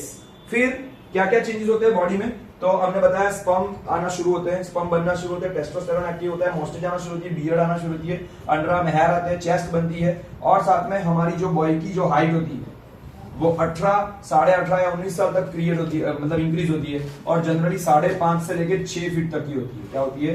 5.5 से 6 फीट तक की हाइट बनती है। ये नॉर्मल केसेस की बात चल रही है। 1% में 6 फीट से ऊपर भी जाते हैं। बराबर? हमारे क्लास में दो है, एक खली भी है और एक छोटू भी है, और अभी दोनों बैठे ही है, यहाँ पे ही बैठे हैं। यहाँ पे अगर दोनों को मैं बुलाऊं तो दोनों के दोनों आ भी सकते हैं। ये सामने बैठा है, ठीक है, दूसरा भी सामने बैठा है, आ जा, और तू भी आ जा। ठीक है, तो एक 6.5 मतलब 6 फीट क्रॉस हुआ है, और एक है वो छोटा भी है। ठीक है ना? तो हमारा ये बोना भाई है, इसकी हाइट थोड़ी बहुत छोटी है, बराबर 10वीं में पढ़ रहा है अभी। और ये हमारा देखो खली भाई साहब, लंबू के साथ में टिंगू, इसकी हाइट 6 फीट क्रॉस करने जा रही है। अंडरस्टूड? Like that. तो और ये देखो, ये हमारा छोटू। अंडरस्टूड? यस, सीधा। तो हाइट जो होती है वो क्या होती है? 5.5 से 6 फीट तक की होती है, लेकिन कभी कभी हाइट इंक्रीज होती है ज्यादा, और कभी कभी हाइट बौना भी रह जाता है। ठीक है ना? हमारा वो 3.5 फीट है। ओके, देन हाइट जो होती है वो इतना इंक्रीज होती है। देन यस, बाकी जो बोलना था नॉर्मल, हाँ, पिंपल्स आना कॉमन बात है। इतना सा ये सब चेंजेस जो होते हैं वो बॉयज की बॉडी में चेंजेस होते हैं, फिजिकल बॉडी में चेंजेस होते हैं। हमारा स्केलेटन मजबूत बनता है, हमारा ये वाला पोर्शन मजबूत होता है, और पैर के नीचे वाला भाग। और कंपैरिजन टू गर्ल्स, बॉयज की बॉडी ज्यादा मजबूत होती है। बायोलॉजी साइंस कहता है कि कंपैरिजन टू गर्ल्स यानी फीमेल से ज्यादा हैवी बॉडी, या बोल सकते हैं मजबूत बॉडी, वो मेल की होती है। इसलिए males are doing the heavy work. इसलिए मेल्स अगर देखने जाए तो गैस का सिलेंडर भरा हुआ हो, भले फीमेल घर पे खाना पकाती है, लेकिन गैस का सिलेंडर भरा हुआ उचकना है, मतलब उचकाना है, तो वो मेल करते हैं। दूसरा पॉइंट, या कभी कभी कुछ भारी वस्तु उचकनी है तो उसके लिए मेल का काम जरूरी पड़ता है। दूसरा, अगर कहीं पे भी वर्किंग पोजीशन है, कोई भी जगह भी काम करते हैं, जॉब करते हैं, तो 12-12, 16-16 घंटे तक अगर वर्क करना है तो वो मेल इजीली कर पाते हैं। अगर कोई मेल दौड़ते दौड़ते अगर जॉगिंग कर रहा है, सुबह सुबह मान लो मॉर्निंग में अगर गार्डन में जॉगिंग कर रहा है, और सामने से कोई फीमेल भी ऐसे है, कान में कुछ रखा के सामने फीमेल भी आ रही है, और दोनों अगर टकरा जाते हैं, मान लो कि मेल का कंधा और मतलब मेल का ये शोल्डर रहता है ये, और फीमेल का कंधा टकरा जाते हैं, तो मेल तो चला जाएगा ऐसे ऐसे करके, उसको पता नहीं होगा, लेकिन सामने वो फीमेल पूरा ऐसा पूरा जमीन पे सो जाएगी। समझ में आया? कहने का मतलब है कि मेल की बॉडी जो है वो फीमेल की बॉडी से मजबूत होती है। हमारा ये बंदा हंस रहा है कि वो तो हाइट में ही कम है, वो क्या करेगा? ओके फाइन, ठीक है। अब आगे बात करते हैं हम लोग एमसी पीरियड्स के बारे में। Now to the topic of the MC periods in the girls body. Girls में किस तरीके से एमसी होता है, एमसी रिलीज कैसे होता है, उसके बारे में मैं खास टॉपिक बताने जा रहा हूं। देखो, मैं खुद एक मेल हूं और मेरा बायोलॉजी टॉपिक नहीं है, पर फिर भी मैं एज पर माई नॉलेज, जितना भी मुझे ज्ञान है या जितना भी मुझे नॉलेज है, तब तक मैं उतना आपको परोसूंगा। हो सकता है कि मैं इसमें गलत भी हूं, तो उससे कुछ बुरा मत लगाना है, ऐसा मत सोचना कि क्योंकि मेरा बायोलॉजी सब्जेक्ट नहीं है, फिर से बता रहा हूं, बराबर। फिर भी मैं पूरा का पूरा ट्राई करूंगा कि मैं आपको जो भी बता रहा हूं वो परफेक्ट हो, ठीक है ना, वो अच्छा है, अच्छे से अच्छा हो, ठीक है। सो एमसी पीरियड्स की बात करते हैं। अगर हम लोग बात करते हैं कि 30 दिन का अगर एक मंथ है, ये आपके लिए सबके लिए नया टॉपिक है, ध्यान देना, ठीक है ना। एवरेज देखने जाए तो कोई भी मंथ होता है 30 से 31 दिन का, लेकिन हम लोग 30 डेज का मंथ लेके चलते हैं, ठीक है। 30 दिन का मंथ है, उसमें से यहां पर अब मैं बात कर रहा हूं किन की, एमसी पीरियड्स आना शुरू हो चुके हैं, यानी मेनआर्क हो चुका है, और गर्ल्स की एवरेज एज मान लो कि 14 की है अभी फिलहाल, उनकी बात कर रहा हूं, यानी 14 की एज है या व्हाटएवर, इसके पीरियड्स आना शुरू हो गए। ये पीरियड्स क्या होते हैं, एमसी साइकिल यानी मेंस्ट्रुएशन साइकिल कैसे चलती है उसके बारे में बात कर रहे हैं, और उसका भी क्वेश्चन है 3 मार्क का जो बोर्ड में पूछा जाता है, आपका क्वेश्चन नंबर 39, ठीक है ना। आपकी डायरी में देखोगे तो क्वेश्चन नंबर 39 है, और उसमें सब कुछ आपको डिटेल में पता चलेगा, ठीक है। पहले आप यहां पर ध्यान दो, उसमें बाद में देखना, यहां पर पूरा समझ लो।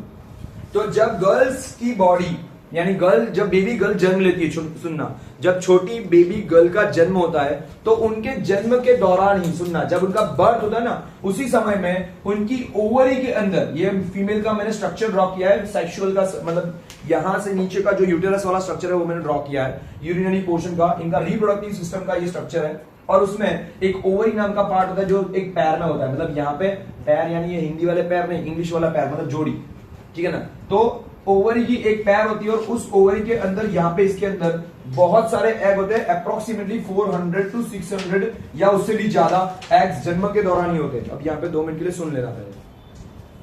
तो फीमेल की बॉडी में क्या होता है, जन्म से ही 400 से 600 एग्स होते हैं जिसको बोलते हैं ओवम। क्या बोलते हैं, एग्स होते हैं जिसको बोलते हैं ओवम या ओव्यूम बोलते हैं, इनको बोलते हैं एग्स। और इसी से ही बच्चे का जन्म होता है, समझ में आया। तो ये जो ओव्यूम होते हैं वो ये ओवरी के अंदर होते हैं जन्म के दौरान, मतलब छोटी सी बच्ची ने जन्म लिया, जब भी बच्ची ने जन्म लिया तो उस जन्म के दौरान, हर एक बच्ची की बात कर रहा हूं, हर एक फीमेल की, हर एक गर्ल की बात कर रहा हूं, जब बेबी गर्ल का जन्म होता है तो जन्म के दौरान ही उनकी ओवरी में 400 से 600 या उससे भी ज्यादा एग्स होते हैं, पर वो एक्टिव स्टेज में नहीं होते। जैसे मैंने बताया कि मेमोरी ग्लैंड जैसे एक्टिव नहीं होती है, वैसे ये एग भी एक्टिव नहीं होते।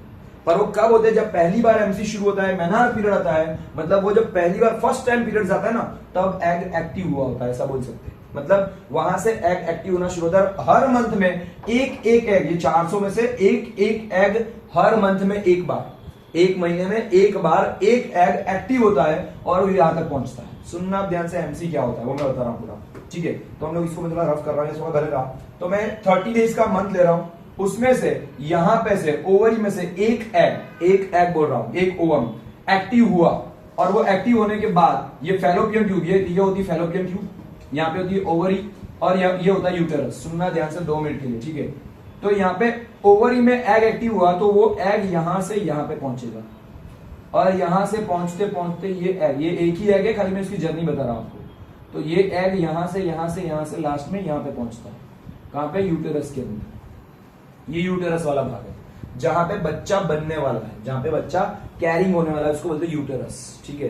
फीमेल के इस पार्ट को बोलते हैं यूटेरस, जहां पे हम सब का जो जन्म हुआ था ना, हम सब जब मम्मी के घर में थे, तो वो ये जगह है, उसको बोलते हैं यूटेरस। क्या बोलते हैं उसको, यूटेरस बोला जाता है, अंडरस्टूड। तो फीमेल का ये भाग है जिसको बोलते हैं यूटेरस। यहां से सुनना, ओवरी में से एग एक्टिव हुआ, और वो एक्टिव होने के बाद मान लो कि ये ओवरी है, ये ओवरी है, और ये फैलोपियन ट्यूब है, तो ओवरी के साथ में फैलोपियन ट्यूब ऐसे अटैच होती है, और ओवरी में जब एग होता है तो फैलोपियन ट्यूब उसको कैच करती है एग को, और इस तरीके से उसको लेके आगे बढ़ाती है। समझ में आई बात। यानी यहाँ पे ये जो फैलोपियन ट्यूब होती है फ्लेक्सिबल होती है। ओवरी में जब एग बना, एग एक्टिव हुआ, तो उस एग को ये खींचेगा और यहां से लेके यहां तक पहुंचाएगा। यानी फैलोपियन ट्यूब के अंदर से एग जर्नी करता है, पर ये जर्नी करने का मतलब एग को यहां से यहां तक ट्रांसफर होने में, यूटेरस में पहुंचने में कम से कम, मैं अप्रोक्सीमेटली लिख रहा हूं, 8 से 10 दिन लगते हैं। मैं 8 दिन लिख रहा हूं, 8 दिन इतना टाइम लगता है, 8 से 10 दिन लग सकते हैं, 1 वीक का टाइम लगता है अप्रोक्सीमेटली, या 10 दिन तक का। यहां से ओवरी से एग को यहां से यहां पे पहुंचने में 8 से 10 दिन लगते हैं। आई बात समझ में, ओके। फिर ये एग यहां पे पहुंच गया, यूटेरस में पहुंच गया। अब यूटेरस में वो 12 से लेके 14 डेज तक, मैं 12 दिन लिखता हूं, ये फिक्स नहीं है पर अप्रोक्सीमेटली ये 12 से 14 डेज तक यहाँ पे एक्टिव पोजीशन में रहता है। सुनना, यहां से एक्टिव हुआ, यहां से फैलोपियन ट्यूब ने कैच किया, उसको यहां से यहां पे पहुंचाने में 8 दिन लगते हैं, और यहाँ पे वो एग 12 दिन तक एक्टिव रहता है। कितने दिन तक, 12 दिन तक एक्टिव रहता है। टोटल डेज गिनो, 12 + 8 कितना होता है, 20 दिन कंप्लीट हो गए। मंथ कितने का है, 30 दिन का, इसमें से 20 दिन कंप्लीट हो गए। अब मैं कौन सी गर्ल की बात कर रहा हूं, जो 20 साल से छोटी है, 20 साल से छोटी है, यानी 14 से लेके 20 साल की एज की गर्ल है, उसकी बात कर रहा हूं, ठीक है। 14 से लेके 20 साल की उम्र की गर्ल्स की बात कर रहा हूं कि उनको हर मंथ एमसी कैसे होता है। ये बात समझ में आई। 8 दिन का ये पीरियड है, यहां से वहां पे पहुंचा, यहाँ पे 12 दिन तक एक्टिव रहा। अब जब ये एग यहां से यहां पे आता है, उस समय यहां से जब एग ट्रांसफर होकर यहां पे पहुंचता है, उस समय में यहां पे यूटेरस है, वो यूटेरस के तीनों साइड में यानी यहाँ पे एक वॉल बनती है। यहाँ पे क्या बन जाती है, ये वॉल है, क्या है, इसको बोलते हैं यूटेरस वॉल, यानी ये ब्लड की एक वॉल बन जाती है। सुनना ध्यान से, इसके चारों बाजू में एक वॉल बनती है जिसको हम लोग ब्लड की वॉल बोलते हैं, ब्लड वॉल। यानी वो यूटेरस को प्रोटेक्शन, यानी कि ये जो ओवम है उस ओवम को प्रोटेक्शन देने के लिए यहाँ पे ब्लड की एक वॉल बनती है। क्या बनती है, ब्लड की एक वॉल बनती है, और ये जब यहां से यहाँ पे आता है तब वो वॉल बनती है, बराबर। यानी इसको 8 दिन लगा तो 8 दिन में ये ब्लड की वॉल बन जाएगी, और फिर उसके बाद ये एग इसके अंदर आएगा, जो 12 दिन तक यहाँ पे कैरिंग रहता है, एक्टिव स्टेज में रहता है। 12 से 14 दिन आगे पीछे हो सकता है, 2 दिन, ठीक है। अब मैंने क्या बोला, मैं बात कर रहा हूं 14 से 20 साल की उम्र की गर्ल की। तो ये गर्ल का ये एग कभी फर्टाइल नहीं होगा। क्यों नहीं होगा, बिकॉज ऑफ वो 20 साल से छोटी है, या यानी कि उसका मैरिज नहीं हुआ है, देसी भाषा में बोली तो। और मैरिज नहीं होगा तो उसका फिजिकल रिलेशन भी नहीं होगा, सीधी सी बात है। और अगर क्योंकि ये जो एग है वो उसमें से ही बच्चा बनता है, तो 12 से मतलब 20 साल से छोटी गर्ल है, उनका फिजिकल रिलेशन नहीं होगा किसी के साथ, उसके हस्बैंड के साथ, मतलब उसका शादी नहीं होगा तो कहां से होगा। तो इसी वजह से यहाँ पे स्पर्म नहीं आएंगे, और स्पर्म नहीं अटैच होंगे तो ये एग क्या हो जाएगा, हर मंथ आएगा और हर मंथ क्या होगा, मर जाएगा। समझ में आया? एवरी मंथ ये एग यहाँ से एक एग आएगा, यहाँ पे पहुंचेगा और वो मर जाएगा। तो जब ये एग यहाँ पे आके मरता है, यानी मरने का उसको टाइमिंग शुरू होता है, ये 12 दिन के बाद उसका टाइमिंग शुरू होता है मरने के लिए, तो 5 दिन उसको लगता है वो मरने की प्रोसेस होती है, ठीक है। और टोटल 5 दिन के बाद वो जब टोटल डिस्ट्रॉय हो जाता है तो छठे दिन में, मतलब 26 डेज में, 5 समझ में आया, 20 दिन मतलब 12 दिन, 8 दिन यहाँ पे आने में हुआ, 12 दिन यहाँ पे रहा, और 5 दिन उसको मरने में लगते हैं, बराबर, क्योंकि वो फर्टाइल नहीं होने वाला है जब तक वो 20 साल की है, अंडरस्टूड, 20 साल से छोटी है। तो ये हर मंथ एग आएगा लेकिन वो फर्टाइल होता नहीं है, तो ये एग मर जाता है। तो मरने में उसको 5 दिन मतलब वो प्रोसेस होती है पूरी, फिर वो एग टोटली डिस्ट्रॉय हो जाएगा, खत्म हो जाएगा। तो 6 दिन में ये एग का मतलब बोलते हैं टोटली बिना, मतलब बोलते हैं एग पूरा मर गया, छठे दिन तक ये एग पूरा मर गया। अब ये एग मर गया मतलब एग क्या हो जाएगा, यहाँ से डिस्ट्रॉय हो जाएगा। तो ये एग डिस्ट्रॉय हो गया तो ये वॉल भी रहेगी नहीं, क्योंकि वो एग को बचाने के लिए, वो एग को न्यूट्रिएंट्स देने के लिए ही ये ब्लड की वॉल बनती है, अंडरस्टूड। पर ये एग ही अगर नहीं रहता है तो वॉल की क्या जरूरत है। सपोज मान लो कि आपके घर में कोई मेहमान आते हैं, तो हम लोग क्या करते हैं, मेहमान को रखने के लिए, या मान लो कि एक जनरल बात है कि मेहमान जब हमारे घरों में आते हैं ना, तो मामा पहले ही बोल देते हैं, अगर मान लो हमको किसी का फोन आया कि भाई मेहमान आने वाले, गेस्ट आने वाले, तो क्या होता है, हम लोग तो वैसे ही अगर नॉर्मल देखते हैं तो निकम्मों की तरह होते हैं। कैसे, स्कूल से आए तो बैग यहाँ पे, सॉक्स यहाँ पे, मोजा यहाँ पे, मतलब टाई यहाँ पे, यूनिफॉर्म यहाँ पे, सब अस्त व्यस्त पड़ा होता है, सोफे में कुछ ना कुछ पड़ा होता है। पर जब मेहमान आते हैं तो क्या होता है, उसको पूरा सजा के रखते हैं, मम्मी पहले से डांट देती है कि भाई सीधा रहना, ये वो बंद करना, ये सब फालतू की बुक्स सब फालतू में रखना, मतलब हम लोग उसको ठीक से रखते हैं। वैसा ही सेम है, ये मेहमान है तो उसके लिए घर को सजा के रखा, अंडरस्टूड। पर जब मेहमान ही नहीं रहेगा तो वापिस जैसे थे वैसे। तो यहाँ पे अगर ये मर जाएगा तो ये वॉल की कोई जरूरत नहीं, इसलिए वॉल टूट जाती है। इसीलिए जब ये मरता है तो ये वॉल टूट जाती है, तो ब्लीड, ये ब्लड का एक फ्लो होता है ना, ब्लड की वॉल थी, ब्लड की वॉल टूट गई तो क्या हो जाएगा, मान लो कि एक नदी का यानी रिवर का डैम, ये रिवर है और रिवर पे अगर डैम बना है तो पानी ब्लॉक हुआ, लेकिन डैम टूट गया तो क्या हो जाएगा, पूरे फ्लो में पानी निकलेगा। वैसा ही सेम सी यहाँ पे 26 दिन खत्म हो गए, देखो 30 दिन का मंथ है, 26 दिन खत्म हो गए, यहाँ पे एग मर चुका है, मरने के बाद ये पूरा का पूरा ये ब्लड का जो वॉल था, ब्लड का वॉल टूट गया, तो यहाँ से ब्लड कहाँ जाएगा, बॉडी के बाहर निकलेगा, जिसको हम लोग बोलते हैं ब्लीडिंग, वो 4 दिन तक चलता है, उसी को बोलते हैं एमसी साइकिल। इसलिए गर्ल्स में 4 दिन के तक, या 4 या 5 दिन, यहाँ पे 5 दिन लिखो तो मैं यहाँ पे 5 दिन लिख देता हूँ, ठीक है ना, समझ में आया। 25 वो आगे पीछे हो सकता है, यहाँ पे 6 दिन लिखो, यहाँ पे 4 दिन, मैक्सिमम बायोलॉजी ऐसा बोलती है 5 से 8 दिन का पीरियड होता है, लेकिन जनरली 4 दिन में खत्म हो जाता है, सब गर्ल्स को पता ही है, ठीक है ना। तो 4 डेज में, फर्स्ट 2 डेज में ज्यादा ब्लीडिंग होता है, और वो ब्लीडिंग क्यों होता है, बिकॉज ये वॉल टूटती है, ये ब्रेक हो जाता है, ये टूटता है, तो वजाइनल पोर्शन से ये ब्लड बाहर आता है, इसी को हम लोग बोलते हैं मेंस्ट्रुएशन साइकिल, अंडरस्टूड। ऐसे ये पीरियड्स चलते हैं और ये हर मंथ होता है। मान लो कि ये खत्म हुआ, 30 दिन यहाँ पे हो गए, जैसे ही 30 दिन यहाँ पे खत्म हुए, 4 दिन खत्म हुए, मतलब एमसी में से गर्ल्स फिर से नॉर्मल हो जाती है, तो यहाँ पे नया एग बन जाता है, और वो नया एग बनने के बाद क्या होता है, यहाँ पे वापिस वो 8 दिन यहाँ पे लगते हैं, 12 दिन यहाँ पे रहता है, वापिस वो टूटता है, मतलब वो चक्र चलता रहता है, वो साइकिल चलती रहती है, इसलिए इसका नाम बना है एमसी साइकिल। बात आई समझ में। ये आपका क्वेश्चन था, what is the MC menstruation periods in the female body, किस तरीके से, एज पर माय नॉलेज, इस तरीके से पूरा पीरियड चलता है, और वो हर मंथ ये साइकिल चलती है। अब मैं इसी में आगे का टॉपिक बता रहा हूं, ठीक है। अब आगे क्या होता है, सपोज मानते हैं ये बात समझ में आई कैसे साइकिल चलती है, तो इस तरीके से साइकिल चलती है।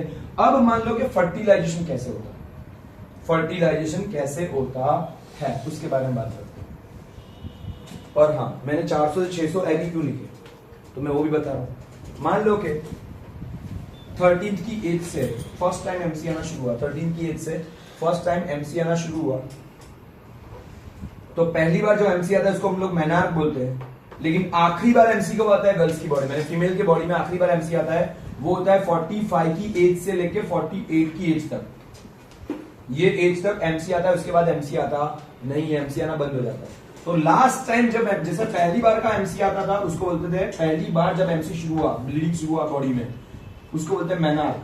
पर जब 48 की एज में या 47 की एज में, 45 की एज में, व्हाटएवर, कोई ये फिक्स एज नहीं है, पर 45 टू 48 में आखिरी बार एमसी आता है, जिसके बाद वो एमसी आना परमानेंट बंद हो जाता है। तो जहां पे आखिरी बार एमसी आता है उसको बोलते हैं मेनोपॉज। ये भी एक मार्क का सवाल है। क्या बोलते हैं इसको? मेनोपॉज बोलते हैं। शुरुआत का पहला एमसी उसको बोलते हैं मेनार, और आखिरी बार एमसी आता है उसको बोलते हैं मेनोपॉज बोलते हैं। क्या बोलते हैं? मेनोपॉज। लेकिन टोटल पूरी लाइफ में कितनी बार एमसी आएगा उसके बारे में बात करते हैं। जैसे कि मैंने बोला था कि जन्म के दौरान ही 400 से 600 एग होते हैं। मान लो कि 13 साल की उम्र से गर्ल्स को अगर एमसी आना शुरू हुआ और 48 की एज तक आया, तो 48 में से अगर मैं 12 माइनस करता हूँ तो टोटल बनते हैं 36, या मैं 13 माइनस करता हूँ 35, मतलब 35 टू 36 ईयर्स तक, 35 टू 36 ईयर्स तक फीमेल को एमसी आएगा एवरी मंथ। किसी भी फीमेल को अगर वो एवरेज 60 साल तक 70 साल तक जीती है तो भी इतना तो होगा ही। 36 साल तक एमसी आएगा, चलो हमने 35 साल गिनते हैं, ऑन एवरेज हम लोग 35 लेते हैं, मल्टीप्लाई बाय 12 करते हैं, बराबर मल्टीप्लाई बाय 12 करते हैं तो क्या होता है देखते हैं। 12 5 60, 420 होगा, और 12 3 36 प्लस 6 यानी 420। यानी कि पूरी लाइफ टाइम में अगर कोई भी एक फीमेल अगर 60-70 साल जीती है और उनका एमसी अगर रेगुलर रहता है तो वो कम से कम पूरी जिंदगी में 420 बार, यानी कि अप्रोक्सीमेटली 400 बार वो एमसी को झेलेगी। और ये बहुत पेनफुल प्रोसेस है, इतना इजी नहीं है। वो गर्ल को और फीमेल को ही पता होता है। फर्स्ट डे में बहुत ही उनको पेन होता है क्योंकि ब्लीडिंग होना है, पूरा अनकंफर्टेबल फीलिंग होता है, ठीक नहीं लगता है, ब्लीडिंग होता है, बार बार वो पीरियड्स के पैड्स होते हैं वो चेंज करने पड़ते हैं, ये वो सब होता है। ये पेनफुल एक प्रोसेस है और उनको हर मंथ ये झेलेंगे, ठीक है। दूसरा पॉइंट, और ये हमारे मम्मा से आए तो हमको, ये हमारी मम्मा को भी, मतलब सबको ये झेलना ही, ठीक है। पर मान लो कि 420 में से मैंने 20 क्यों निकाल दिया, मैंने राउंड फिगर 400 की, उसका रीजन बता रहा हूँ। अब वो क्यों होता है, मैंने 20 निकाला, उसका रीजन, अगर मान लो कि कोई भी फीमेल 2 बार मम्मी बनती है, मतलब 2 बच्चों को जन्म देती है, तो वो 10 बार उनका एमसी नहीं आएगा। वो कैसे नहीं आएगा उसके बारे में बात करते हैं, ठीक है। और टोटली हम लोग प्रेगनेंसी के बारे में बात करते हैं। तो प्रेगनेंसी कैसे होती है उसके बारे में बात करते हैं, आप लोग समझ रहे हो साथ साथ में, ठीक है। अगर मान लो कि कोई एक गर्ल की एज है 24 ईयर्स, ठीक है, 24 ईयर की कोई गर्ल है और उसने ऑफिशियली शादी की किसी 26 ईयर या 27 ईयर के बॉय के साथ, मतलब मेल के साथ, यानी ये गर्ल है वो वीमन है, मतलब वो वाइफ है, और यहाँ पे बॉय है मतलब वो मेल है, यहाँ पे मैं फीमेल लिखता हूँ, फीमेल है ये मेल लिखता हूँ, और ये हस्बैंड बनता है। ये दोनों ऑफिशियल मैरिज करते हैं। सुनना, कोई 24 27 व्हाटएवर, ये आगे पीछे लिख सकते, 25 साल 24 जो भी, पर ये ऑफिशियल दोनों मैरिज करते हैं, ऑफिशियल दोनों हस्बैंड वाइफ है और उनका ऑफिशियली मैरिज होता है। सुनना मेरी बात ध्यान से, ऑफिशियल मैरिज होता है। तो सीधी बात है कि हस्बैंड वाइफ बने तो उनके बीच में फिजिकल रिलेशन होगा, बराबर, जिसको बोलते हैं इंटरकोर्स होगा, ठीक है ना। दोनों के बीच में फिजिकल रिलेशन होगा, फिजिकल इंटरकोर्स होता है, तो फिजिकल रिलेशन होंगे तो ये हस्बैंड वाइफ ऑब्वियसली। अगर मान लो, एक जनरल बात करता हूं कि अगर फिजिकल रिलेशन होते हैं तो क्या होगा, फिजिकल रिलेशन होगा तो मैंने जब बताया था कि यहाँ पे ये इनकी वॉल के अंदर एक एग होता है, और मान लो कि ये गर्ल की शादी हुई, जैसे कि अभी ये मंथ चल रहा है, वो शादी की सीजन ही है वैसे मैं देखने जाए तो मान लो कि आज से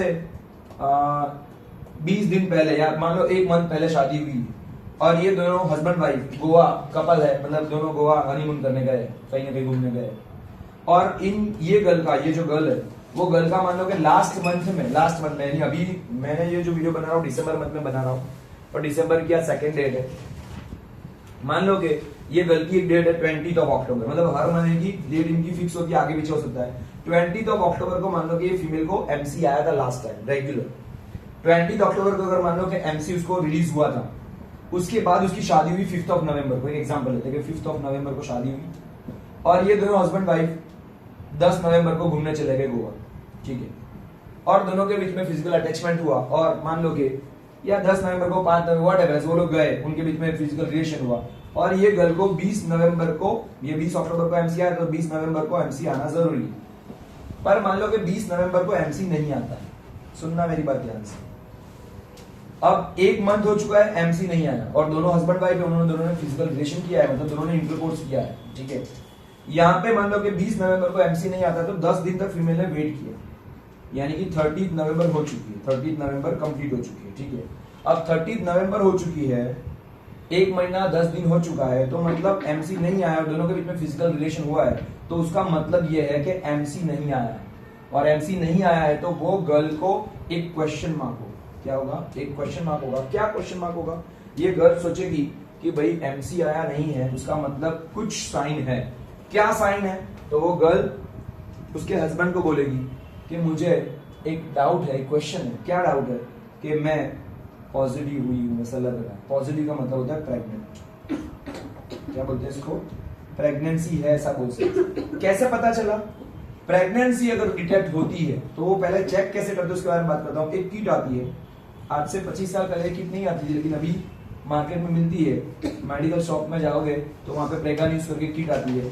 आपको ऐसी एक स्ट्रिप मिलेगी, प्लास्टिक की व्हाइट स्ट्रिप आती है, उसके अंदर बीच में ऐसा होल होता है, इसके अंदर एक छोटी सी ड्रॉपर होती है, छोटी सी एक ड्रॉपर होती है।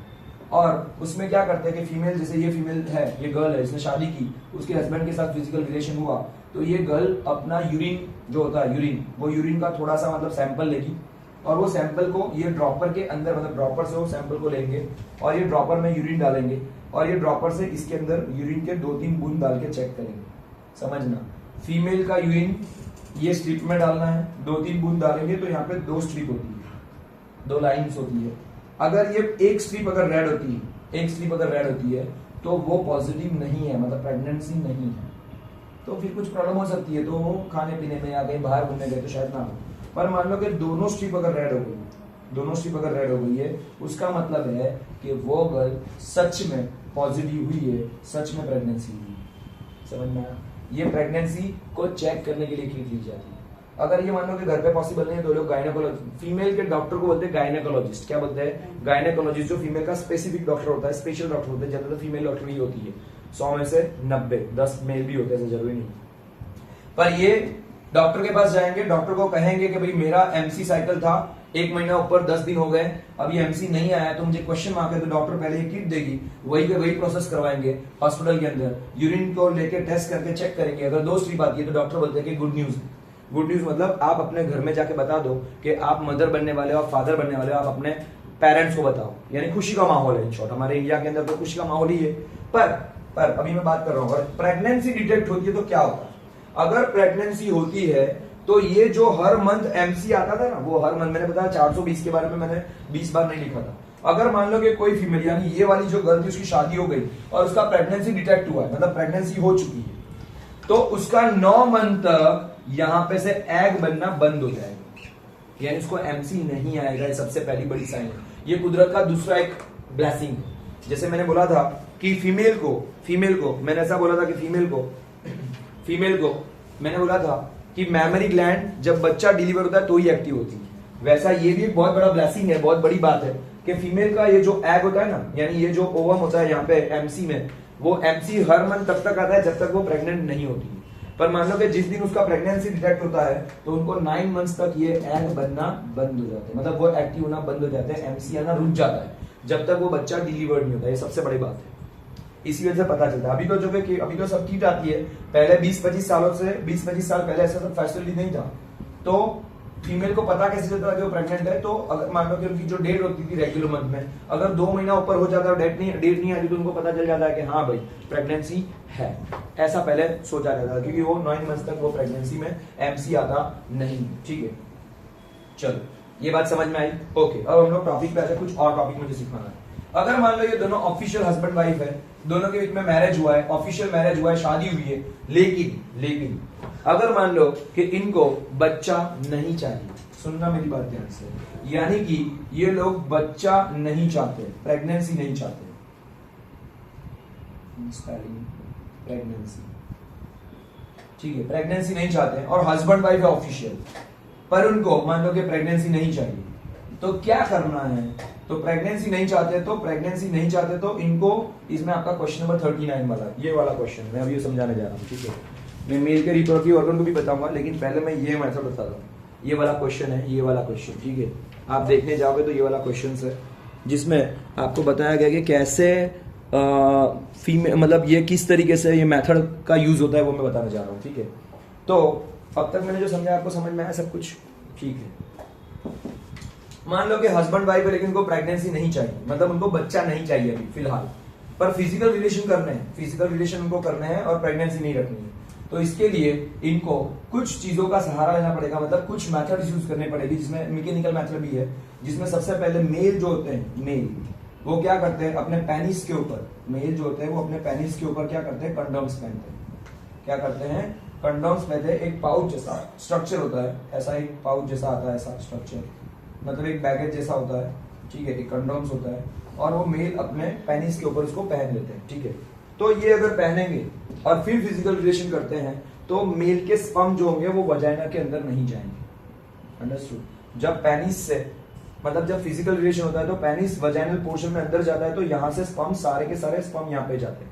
अंडरस्टूड। वो स्पर्म यहाँ पे नहीं जाएंगे। हाँ, उससे पहले बात करनी थी कि प्रेगनेंसी डिटेक्ट होती है तो कैसे होता है, वो बात रहेगी, मैं बात करता हूँ, पहले ये समझा देता हूँ। तो पहली मेथड है कि कंडोम्स पहनेंगे, मेल कंडोम पहनते हैं तो ये स्पर्म जो होते हैं वो यहाँ पे इसके अंदर ही रुक जाएंगे। फिर ये क्या करते हैं, इस पाउच को निकाल के रिमूव करके इसको टॉयलेट में फ्लश आउट कर सकते हैं, या ये उसको फेंक देते हैं डस्टबिन के अंदर, ठीक है। ये एक मेथड है, यानी मेल कंडोम्स होते हैं। इसके अंदर दूसरी भी डायग्राम है, जिसमें मैं आपको बताऊं, ये वाली डायग्राम के अंदर ऐसा दिया है, यहाँ पे नीचे एक दूसरा कंडोम भी ड्रॉ किया है।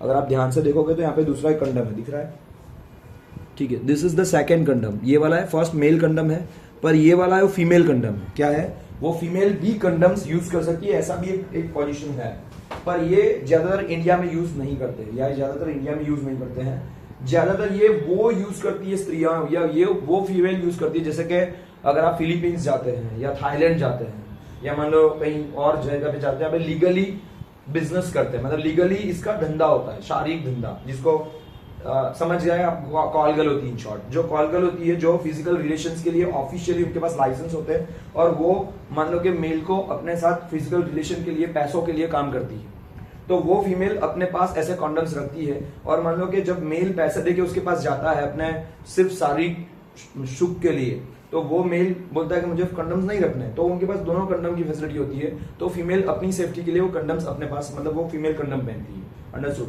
तो फीमेल के भी कंडम्स आते हैं, लेकिन इंडिया में ज्यादा इसका यूज नहीं है, 99% मेल ही इसका यूज करते हैं, ठीक है। Okay fine. देन और एक मेथड है जिसको बोलते हैं कॉपर टी मेथड। ये वाली मेथड है, इसको बोलते हैं कॉपर टी मेथड। यहाँ पे देखोगे तो ये कॉपर टी मेथड है, ये सक्सेसफुल नहीं है एक्चुअली देखने जाए तो। कॉपर टी में ऐसा होता है कि एक टी जैसा स्ट्रक्चर होता है, ऐसा एक टी जैसा ऐसा स्ट्रक्चर होता है इस तरीके से, ठीक है, टी जैसा स्ट्रक्चर होता है, और ये पूरी स्ट्रिप होती है वो कॉपर की बनी होती है, जो फीमेल के वजाइनल पोर्शन से अंदर उसको फिट किया जाता है, वजाइनल पोर्शन से अंदर यहाँ पे इसको फिट किया जाता है, इस तरीके से इसको फिट किया जाता है। और जब वो फिजिकल रिलेशन करेंगे तो यहाँ पे वो एग तक उनके मेल के स्पर्म नहीं पहुंचेंगे, ये पहला पॉइंट। लेकिन ये एक पेनफुल प्रोसेस है, ये क्या है, एक पेनफुल प्रोसेस है, और इसमें से स्ट्रिप हिल जाने के चांसेस, और दोनों को इसमें क्या होता है कि पेन होता है, दोनों को, मतलब मेल और फीमेल दोनों को पेन होता है, इसलिए सक्सेसफुल नहीं है, ठीक है। पर ये कॉपर टी नाम की एक मेथड भी है।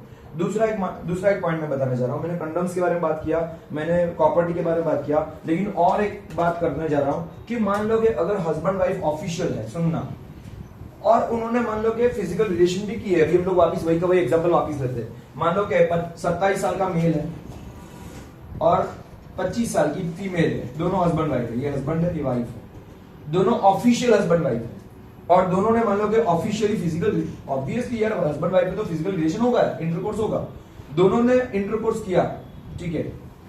सपोज मान लेते हैं कि आज 2 दिसंबर है, सुनना बात ध्यान से, और आज की आगे वाली नाइट, मतलब 1 दिसंबर की नाइट को ये दोनों ने फिजिकल रिलेशन किए, इंटरकोर्स किया, पर दोनों ने, यानी ये बेवकूफ ने, ये मेल ने, मान लो इतना आलसी है कि इसने कंडम नहीं पहना, समझ लो, बराबर, इसने अपना कंडम का यूज नहीं किया, इतना आलसी है कि कंडम लेने ही नहीं गया, और दोनों ने फिजिकल रिलेशन किए। अब क्या होगा, और दूसरी बात कि ये जो फीमेल थी, 25 साल वाली फीमेल, उसका एग एक्टिव पोजीशन में, क्योंकि वो तो पता नहीं होता कि वो एक्टिव है कि नहीं है, पर मान लो कि अंदर एग की पोजीशन एक्टिव स्टेज में है, बराबर। तो स्पर्म जब यहां से अंदर जाएंगे, जब फिजिकल रिलेशन होगा तो स्पर्म यहां से अंदर जाएंगे, तो सीधी सी बात है कि वो एग को टच करेंगे, मतलब एग तक पहुंचेंगे, और प्रेगनेंसी होने के, मतलब पॉजिटिवनेस होने के 100% चांसेस बढ़ जाते हैं, क्योंकि उसने कंडम पहना ही नहीं है। तो क्या होगा, उनको बच्चा भी नहीं चाहिए, प्रेगनेंसी भी नहीं रखनी है, तो क्या कर सकते हैं, अभी तो कोई ऑप्शन नहीं है, अभी तो बात हो गई, रिलेशन तो हो गया है, इंटरकोर्स तो हो गया है, तो अब क्या करें, कंडम भी नहीं पहना है और उनको प्रेगनेंसी भी नहीं चाहिए, तब जाके ऐसा होता है कि मान लो कि ये 1 दिसंबर की नाइट को, आज 2 दिसंबर है, उन्होंने 1 दिसंबर की नाइट को, आगे वाली नाइट को अगर फिजिकल रिलेशन किए हैं और बच्चा भी नहीं चाहिए, कंडम भी नहीं पहना है, तो और एक मेथड होती है, इसको केमिकल मेथड होती है, केमिकल मेथड बोलते हैं, जिसमें फीमेल को, जिसमें गर्ल को, वो वाइफ को क्या करना पड़ता है, एक पिल लेनी पड़ती है, जिसको एक टैबलेट बोलते हैं, जिसका नाम है आईपिल, जिसको क्या बोलते हैं, आईपिल लेनी पड़ती है। वो आईपिल जो होती है ना, वो ये डेट से, जिस टाइम में रिलेशन किया है, मान लो कि रात को 12 बजे या 1 बजे अगर फिजिकल रिलेशन किया है, तो वो समय से, वो टाइम में, मान लो कि रात को 12 बजे फिजिकल रिलेशन हुआ है, तो वो टाइमिंग से 72 आवर्स तक, कितने, 72 आवर्स के अंदर, यानी मैक्सिमम 70 आवर्स गिन के चलो, 72 आवर्स तो ऑफिशियल बोलते हैं, पर 70 आवर्स गिन के चलो, जब रिलेशन हुआ था उसके 70 आवर्स के अंदर ये फीमेल को ये एक पिल लेनी पड़ती है, जो मार्केट में मेडिकल स्टोर में मिलती है, 100-150 रुपए के आसपास की होती है। तो ये पिल लेती है गर्ल, तो वो पिल क्या करती है, अगर वो पिल लेगी तो ये ओवम को मार देगी और ये अंदर आए हुए स्पर्म को भी जला देगी, अंडरस्टूड, ताकि प्रेगनेंसी नहीं होगी। पर ये एक्चुअली देखने जाए तो ये डेंजरस मेथड है। ये पिल लेना वो फीमेल के लिए, बॉडी के लिए, यूटेरस को भी नुकसान करती है, समझ में आया, बिकॉज ऑफ ये वन काइंड ऑफ पॉइजन है और उससे बच्चे का मतलब देखने जाए तो डेथ ही होता है। तो ये एक पिल लेते हैं, तो ये एक और एक मेथड है जिसकी वजह से प्रेगनेंसी को रोका जा सकता है। पर कब, जब कंडम्स यूज, सबसे बेस्ट है कंडम्स का यूज करना, पर अगर वो नहीं करते तो पिल लेनी पड़ती है, लेकिन पिल कब तक, वो भी अच्छी बात नहीं है, तो कंडम्स का यूज द बेस्ट। देन मैंने बताया कि कॉपर टी, और तीसरी एक मेथड है जिसको बोलते हैं सर्जिकल मेथड। क्या बोलते हैं, सर्जिकल मेथड। सर्जिकल मेथड में ऐसा होता है, जैसे मैं ये बता दूं, इसके बाद में एक टॉपिक है सर्जिकल मेथड में। ये जो मेल है, मेल का जो ऑर्गन है, सुनना बात ध्यान से, मैं जस्ट बताने जा रहा हूं। ये वाला जो फोटोग्राफ दिख रहा है, ये वाला डायग्राम दिख रहा है, ये मेल का जो ऑर्गन है, यहाँ पे हमारा पेनिस है, यहाँ पे टेस्टिस है, पर टेस्टिस में होता है टेस्टोस्टेरोन, जहां से बनते हैं स्पर्म, टेस्टिस में होते हैं टेस्टोस्टेरोन, जहां से स्पर्म बनते हैं, और वो उसके साथ में एक ट्यूब है, दोनों साइड से ट्यूब जा रही है, जिसका नाम है वास डेफरेंस। क्या बोलते हैं, वास डेफरेंस। ये जो ट्यूब होती है, मैं यहाँ पे ड्रॉइंग करके बता रहा हूं आपको, थोड़ा सा आपको थोड़ा समझ में आ जाएगा, और मैं इसको थोड़ा रफ कर रहा हूँ, जस्ट होल्ड ऑन।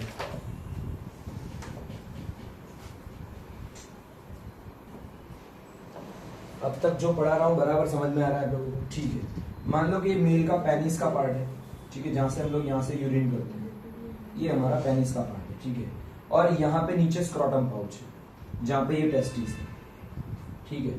अब ये टेस्टिस जो हमारी होती है मेल के अंदर, टेस्टिस में होता है टेस्टोस्टेरोन नाम का हार्मोन होता है, टेस्टोस्टेरोन, और जिसमें से स्पर्म बनते हैं।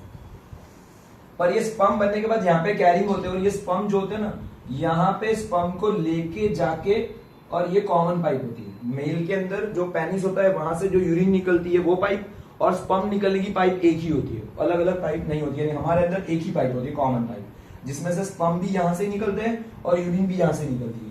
तो ये टेस्टिस में जो स्पर्म बनते हैं, उसमें ये स्पर्म को लेके जाने वाली पाइप को, ये ट्यूब्यूल को, दोनों साइड में ट्यूब्यूल होती है, इसको बोलते हैं वास डेफरेंस। क्या बोलते हैं, वास डेफरेंस बोलते हैं, सुनना ध्यान से, ठीक है। तो स्पर्म को यहां से लेके जाने वाली ट्यूब होती है, जो इसके साथ अटैच होती है, उसको बोलते हैं, यानी ये यूरेटर के साथ अटैच होती है पहले तो, सॉरी यूरिनरी ब्लैडर के साथ अटैच होती है, फिर वो यूरिन के साथ में स्पर्म बाहर आते हैं।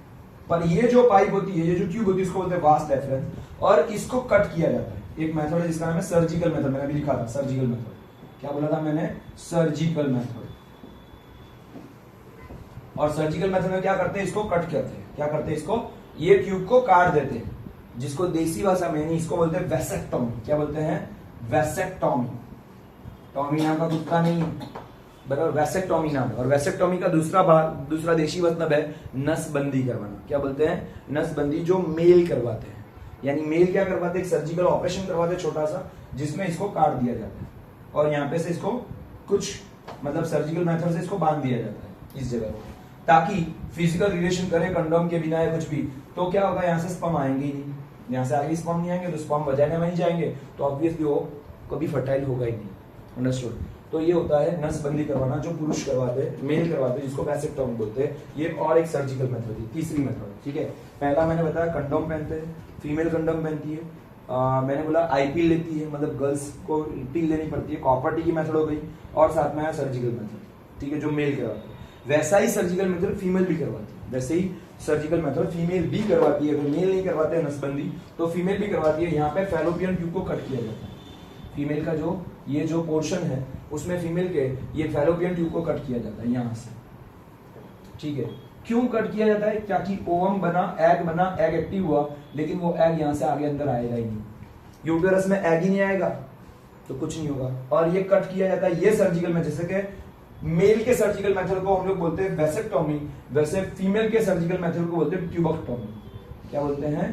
ट्यूबेक्टोमी। तो फीमेल जो ऑपरेशन करवाती है उसको ट्यूबेक्टोमी बोलते हैं, मेल जो ऑपरेशन करवाते हैं उसको वेसेक्टोमी बोलते हैं। इस तरीके से वो प्रेगनेंसी को अवॉइड कर सकते हैं। क्या कर सकते हैं? प्रेगनेंसी को प्रिवेंट कर सकते हैं, अवॉइड कर सकते हैं। बात आई समझ में क्या बोल रहा हूं? तो इस तरीके से प्रेगनेंसी को रोका जाता है। Okay done. अब कुछ 2-3 पॉइंट्स ही बाकी है, then chapter will be over final, ठीक है। 11 o'clock हो चुके हैं रात के, ठीक है। कितना टाइम हुआ वीडियो में? 1 घंटे ऊपर का वीडियो हो गया है। ओ ठीक है, कोई बात नहीं, चलो गुड। अब थोड़ा आखिरी टॉपिक थोड़ा सा बता देता हूँ फटाफट से, और 1-2 पॉइंट्स और बाकी है वो बता देता हूँ। तो अभी देखने जाए तो एग्जैक्टली रात के 11 बज चुके हैं। हम लोग अभी भी सब ट्यूशन में सब बच्चे बैठे हैं, हमारा रात को वीडियो बन रहा है। बच्चे 9 बजे से 9, 9:15 से हम लोग बैठे सबके सब, कुछ तो खाए भी कर बैठे, और ऑलरेडी 1.5 घंटे का तो वीडियो बना है, तो हम लोग ने 1 घंटे से तो ये काम चल रहा है, ठीक है। सॉरी 2 घंटे से तो काम चल रहा है। Okay fine. अगर मान लो के मेल की बॉडी में, यानी कि फीमेल की बॉडी और मेल की बॉडी की बात करते हैं, अगर मान लो, हाँ बोल देना 11:30 होंगे, बस 11:20 तक खत्म करेंगे। ओके नाउ लिसन हियर, फटाफट से लोग खत्म करते हैं। तो यहां पर अगर बात करें, फोन पे बात करें। ओके स्टूडेंट्स, अब मैं आगे बात करता हूं। मान लो कि मेल फीमेल दोनों हस्बैंड वाइफ है, उनके बीच में फिजिकल रिलेशन होता है, तो क्या होता है?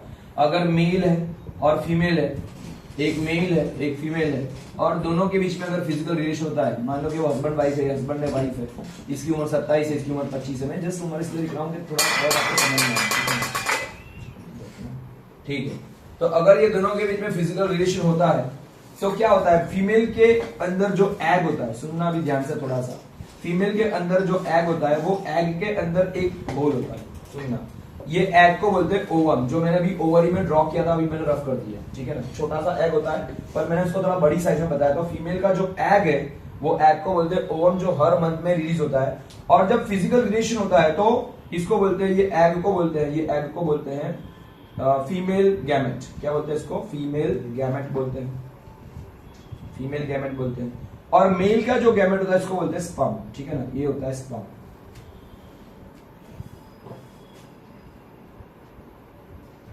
ठीक है। मेल का ये स्पर्म होता है, इसको बोलते हैं स्पर्म। ये होता है मेल गैमेट, ठीक है। इसको बोलते हैं फीमेल गैमेट, इसको बोलते हैं मेल गैमेट। तो फीमेल गैमेट और मेल गैमेट दोनों का अटैचमेंट होता है। क्या होता है? दोनों का फिजिकली रिलेशन में अटैचमेंट होता है। तो यहां पर क्या होता है? ये जो मतलब फिजिकल रिलेशन करते हैं, तो बहुत सारे स्पर्म्स, मिलियंस ऑफ स्पर्म्स इस एग पे अटैक करते हैं। इस एग पे क्या करते हैं? ये ऐसे बहुत सारे स्पर्म्स इस पे अटैक करते हैं, पर इसमें होल सिर्फ एक ही होता है, एक ही स्पर्म इसके अंदर जा सके उतना होल होता है। तो अगर मान लो कि इसमें फिजिकल रिलेशन हुआ और ये स्पर्म मान लो कि यहां तक पहुंच गया, कोई भी एक स्पर्म, हजारों स्पर्म में से कोई एक स्पर्म इसके अंदर चला गया, इसका हेड अंदर चला गया, तो ये अपने आप को बंद कर देगा। ये अपने आप को क्या कर देगा? बंद कर देगा। ताकि अगर ये बंद हो जाता है, मतलब ये मेल गैमेट और फीमेल गैमेट दोनों का अटैचमेंट हुआ, और मेल गैमेट यानी कि स्पर्म अगर ओवम के कांटेक्ट में आ गया, और स्पर्म अगर मेल फीमेल मतलब फीमेल के अंदर चला गया, यानी ओवम के अंदर चला गया, तो उसको बोलते हैं फर्टिलाइजेशन हुआ। क्या बोलते हैं? यानी एग फर्टिलाइज हुआ, उसको ही बोलते हैं फ्यूजन। क्या बोलते हैं? फ्यूजन की प्रोसेस बोलते हैं। समझ में आया? उसको ही बोलते हैं फ्यूजन। समझना थोड़ा सा पॉइंट ध्यान से, ये प्रोसेस को बोलते हैं फ्यूजन। और जो फर्स्ट टाइम मतलब जो यानी इसमें से जब ये होता है दोनों के बीच में, ये जब बनता है, तो इसको क्या बोलते हैं? फ्यूजन हुआ। और ये फ्यूजन में से सबसे पहले प्रेगनेंसी यानी कि पॉजिटिवनेस होती है, यानी प्रेगनेंसी डिटेक्ट होती है। क्योंकि ये होगा तो ही तो प्रेग्नेंट होगी, वरना तो थोड़ी होगा। तो मतलब स्पर्म जब ओवम के कांटेक्ट में आएंगे तभी ये फीमेल प्रेग्नेंट होती है। और जब फर्स्ट मंथ से लेके फर्स्ट यानी 1.5 मंथ, या आगे पीछे हो सकता है थोड़ा बहुत, जब एज पर माई नॉलेज, तो मतलब थोड़ा बहुत मेरा नॉलेज इसमें वीक हो सकता है, लेकिन 1 से लेके 1.5 महीने का टाइमिंग है, उसको बोलते हैं जाइगोट पीरियड। क्या बोलते हैं इसको? जाइगोट। मतलब ये फ्यूजन होता है तो सबसे पहले बनता है वो जाइगोट बनता है।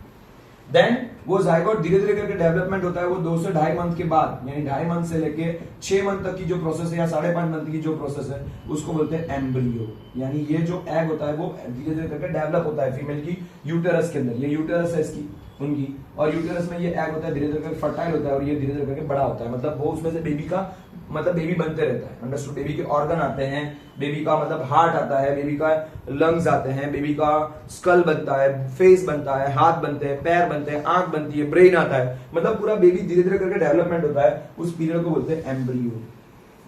देन बेबी टोटली बन जाता है, वो 6 से लेके 8.5 मंथ या 9 मंथ तक की प्रोसेस है, उसको बोलते हैं फोइटस। क्या बोलते हैं? फोइटस। ये टाइमिंग थोड़ा मेरी नॉलेज से आगे पीछे हो सकता है, लेकिन ये बात है, पहले जाइगोट बनता है, देन एम्ब्रियो बनता है, देन फोइटस बनता है।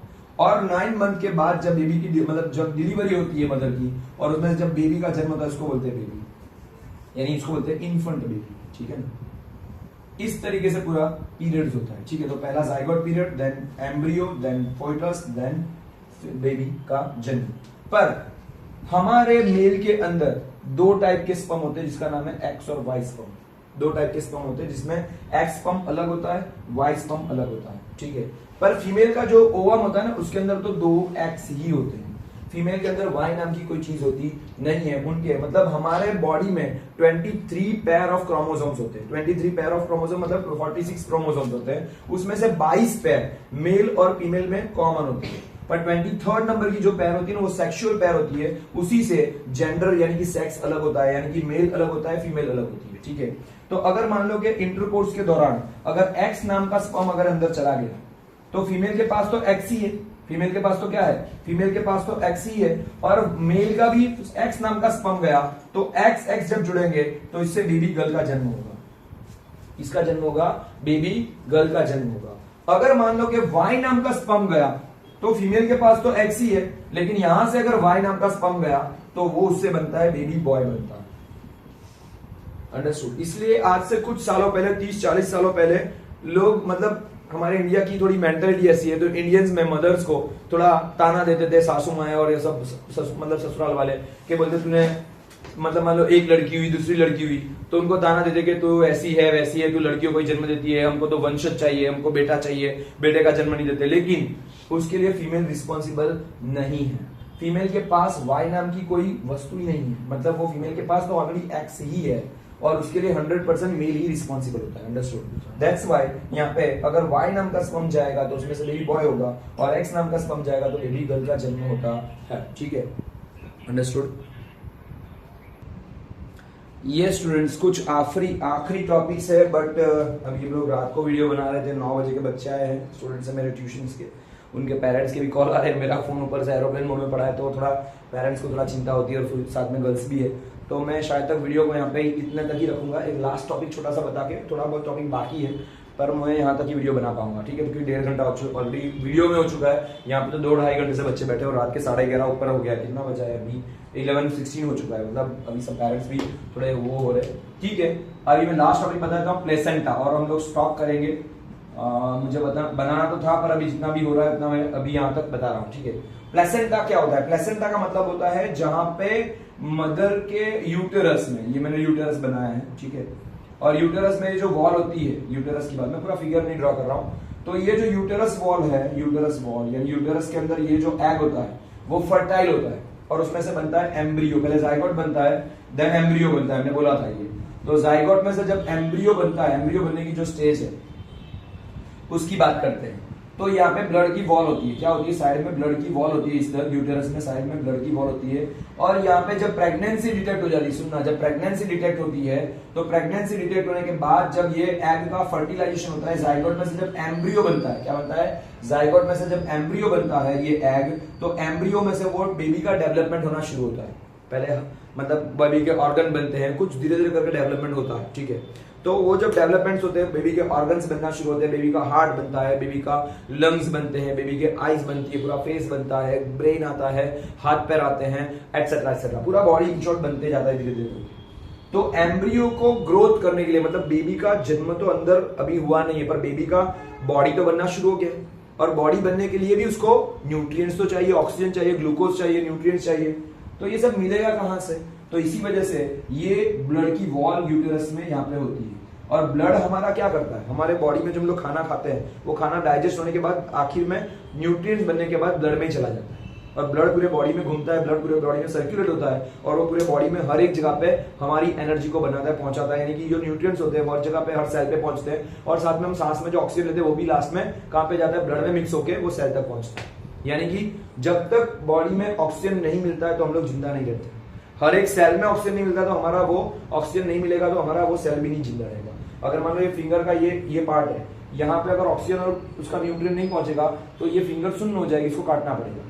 कभी कभी बोलते हैं ना ब्रेन में खून नहीं पहुंचता है, वो खून नहीं पहुंचता है उसका रीजन है कि वो खून ऑक्सीजन और न्यूट्रिएंट नहीं पहुंचा है। वही बात यहाँ पे भी है कि जब बेबी एम्ब्रियो पोजीशन में होता है, मतलब बेबी का जब डेवलपमेंट होता है ना, तो ये बेबी को भी क्या चाहिए, न्यूट्रिएंट्स चाहिए, ऑक्सीजन चाहिए, जो ये ब्लड से मिलती है, ब्लड की वॉल से मिलती है।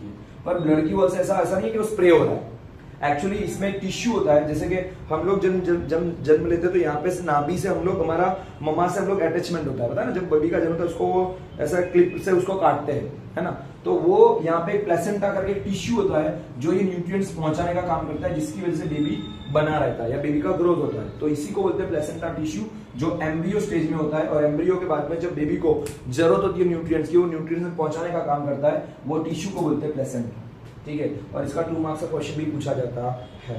ठीक है, मुझे और आगे काम करना था पर अभी हम लोग यहाँ तक ही रख रहे हैं, यहाँ पे रख के स्टॉप कर रहे हैं। ठीक है, तो थैंक यू सो मच। हम लोग बाकी का टॉपिक अगर टाइम मिला तो नेक्स्ट टाइम करेंगे, वरना यहाँ तक बहुत हो गया। Thank you so much.